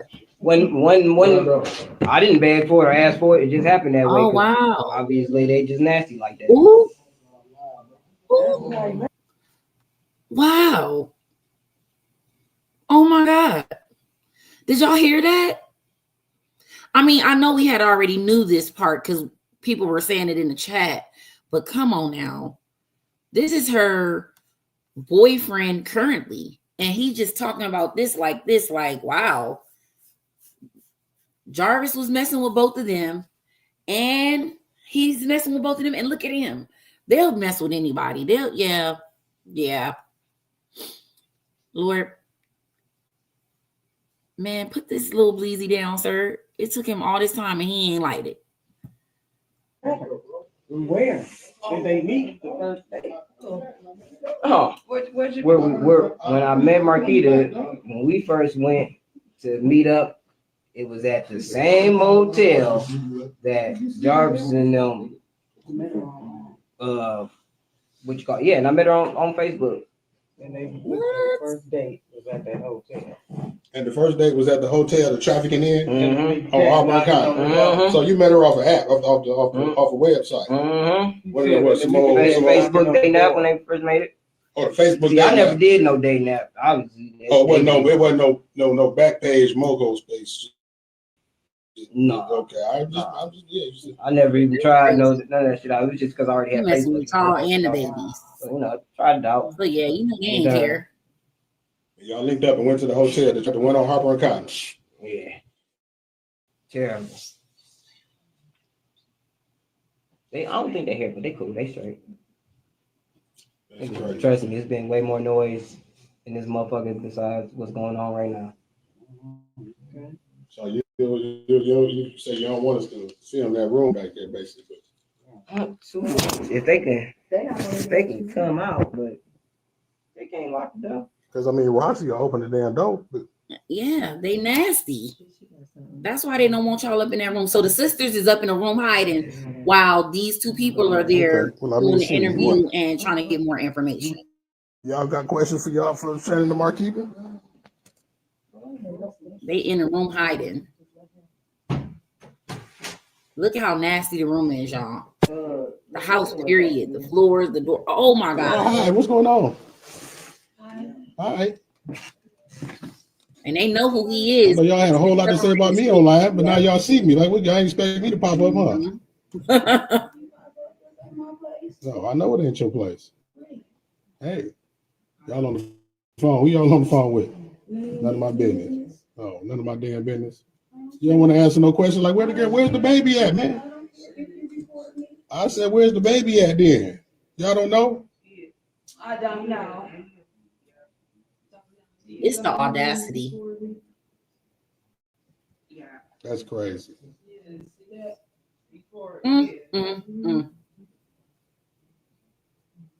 So why are you recording? Well, I'm interviewing them. Come on out. So we have the conversation. Well, That's this man's house. so what kind of what? So where? Why is the lies on the stand? I mean, y'all told me one thing. I don't know which one of y'all is Shannon and which one is Shannon and Marquita. First off, the one in the back. Oh, in the brown that's why shirt. you're looking at me like that. Yeah. So what's the deal, Shannon? What's the deal, Mark? So you so Shannon like fucking with pedophiles, huh? Am I one? Oh, Marquette. No, of course not. Marquetta is this. Why, you want to fuck with me? Is that why you asking? Oh, this whole time I thought that she was Shannon. They do look alike. Move out the way. Now you want to move. Okay, well, go ahead. I'm gonna come out here and talk. About what? Whatever conversation you gonna be on. About You said we can ask you questions, so what's up? You already asked me questions. No, I and I answered it. I got more questions. So come on. No. All good. Come on out here and talk. What's the point of answering the questions right here? You What motherfucking questions? I don't gotta answer nobody questions. just said you my wanted. dog. You just said you wanted to. Who? You did? Here we go with the retard shit. You are retarded. So I'm saying you was the last one to see her live, right? Educational purposes, fair use. Before school. So what I happened? told y'all that. So what happened after school though? You figure it out. Y'all got everything right. Yeah. Not y'all got everything.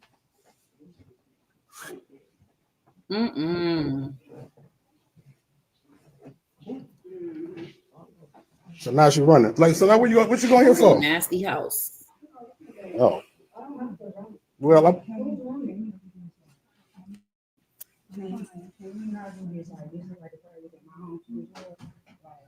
well, he said he wanted you out of here. You ain't want to leave, so that's why we're here. Oh, Your boyfriend. I'm on the phone with the landlord right now. Like, what you mean? Like what you mean? Like, he's here off the track of my love, sister to me. This his house. Who? This his house. This who house? It's our Who? It's our house. Tina, Don't act like this that. right now. Yeah, you want to leave? You talking about the leave house of this? But you live with your mama when he moved here. First of all, he stayed around the corner. He wasn't even staying here. And we ain't gonna do that. I know. But don't walk up on me though. Y'all, you'll get rowdy about a house, but not the baby. Girl. I ain't walking towards you. But this is I my can house. walk towards you. I don't give a fuck. This my house. Right. Yeah, this is my house. We're not doing that. This my house. Okay. This is my house. This is my nephew. Okay. You trying to make it seem like it just I'm is hot. I'm hot too. Okay. Well, don't I'm walk hot towards too. me. Okay. Well, he live here too. I didn't say he did. So what you mean? Okay. You going all off script? What you mean? Don't get mad. So was you jealous about Jarvis messing with Nasiah or what? Like, I'm not talking to you. I'm talking to her. I said who? I said I have no need to be jealous of a 13-year-old. That's my niece. Right. Trying to ask me some dumbass questions. No, Roxy. No, how, Roxy? No. You wanted to do this. Y'all wanted No, to do Roxy this. is their right? cousin. No. But she's also a cousin. No. For what, Roxy? For what? For what, Roxy? For what, Roxy? I got a 13-year-old. Baby, I'm not on a defense with nobody. I said what I said, and I stand on 10 toes down on everything of what I said. Point blank, period. Chris, let me call you right back. Wow. Huh? I love you, put him on speakerphone because I know he talking ignorant. That's the one call you. Mm-hmm. Right. I got to twist up at this point. Thank y'all for staying. Thank you guys. This is a long Who's you on the phone with? Your brother. We got through a lot of stuff. We almost caught up. I'm a sister that only got 9. Nah, it's a lot more. No sisters.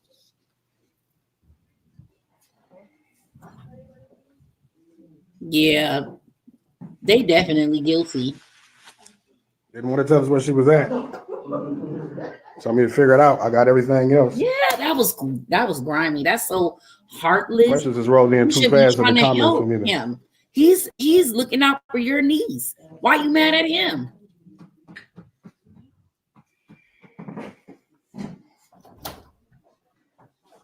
Mad at him for doing the right thing. Yeah, because he done been calling her out, I'm pretty sure, on his platform. I can't wait to go and look at his platform. 7 Mile Radio is what they said. I'm definitely gonna go check it out. And get all the fine nicks and crannies of everything. Mm-mm. Y'all didn't want to double, John.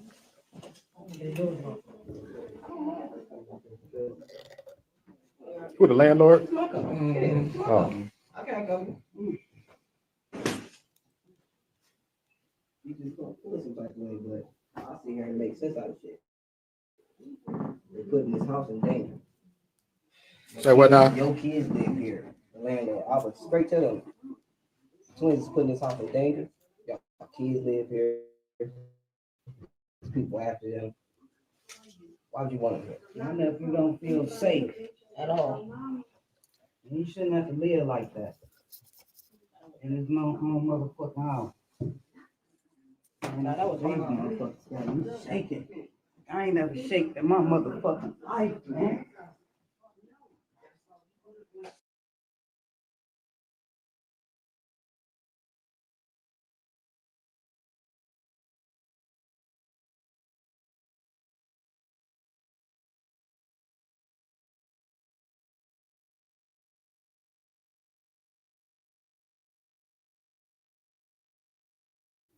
Oh, I'm just sitting here like, where the rest of the video? That was 20 minutes. We missing something because it was more to that than that. Let me see. Now we just gonna, do a little search and see what we can find. I'm in a group for them on Facebook for little baby on Facebook.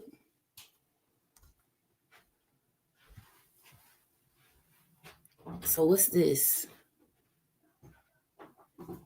Shannon, okay, Harris. Okay, now who's gonna help me with this? Because I need to know who all these people are. Who is all these people? What are they roles? Okay, Latricia is the baby mama, Johnson. Tatiana is one of his baby mamas. The women are, these are all his baby mamas or girlfriends. They do all look alike. Oh my God. He's preying on women who are not obviously secure about themselves or mentally there 100%. Oh my God. Wow.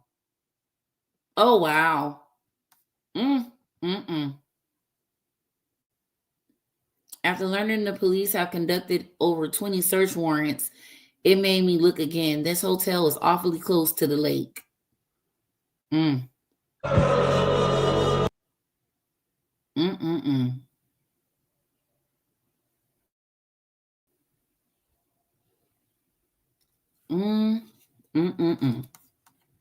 Such a pretty little baby. Wow.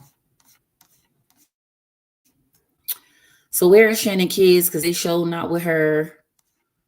Yeah. Are they with the mama?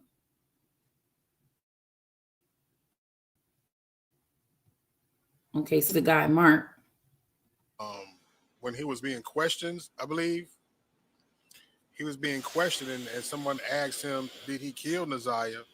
And he said, I didn't kill Naziah. He blamed it on Shannon and said Shannon did.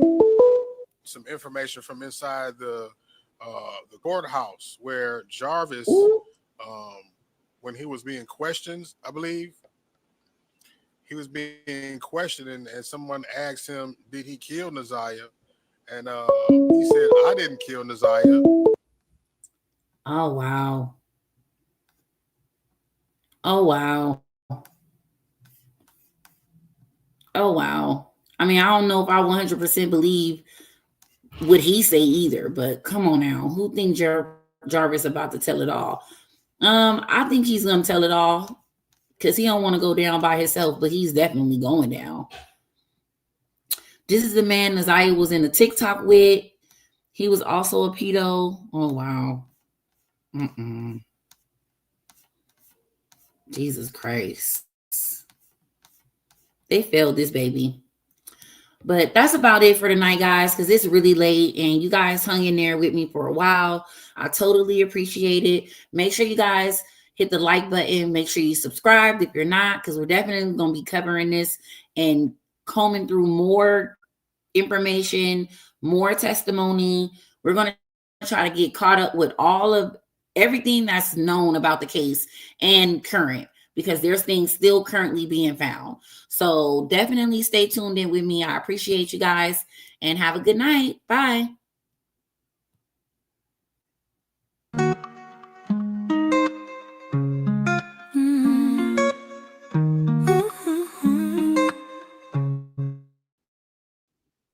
She got the tea, don't you see? Spilling truth with every sip so free.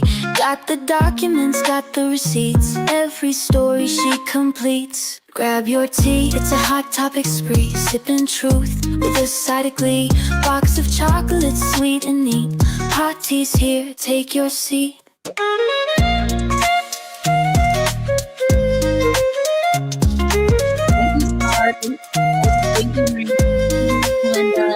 Every Three headlines caught in her gaze, sipping slowly, sharing in a maze.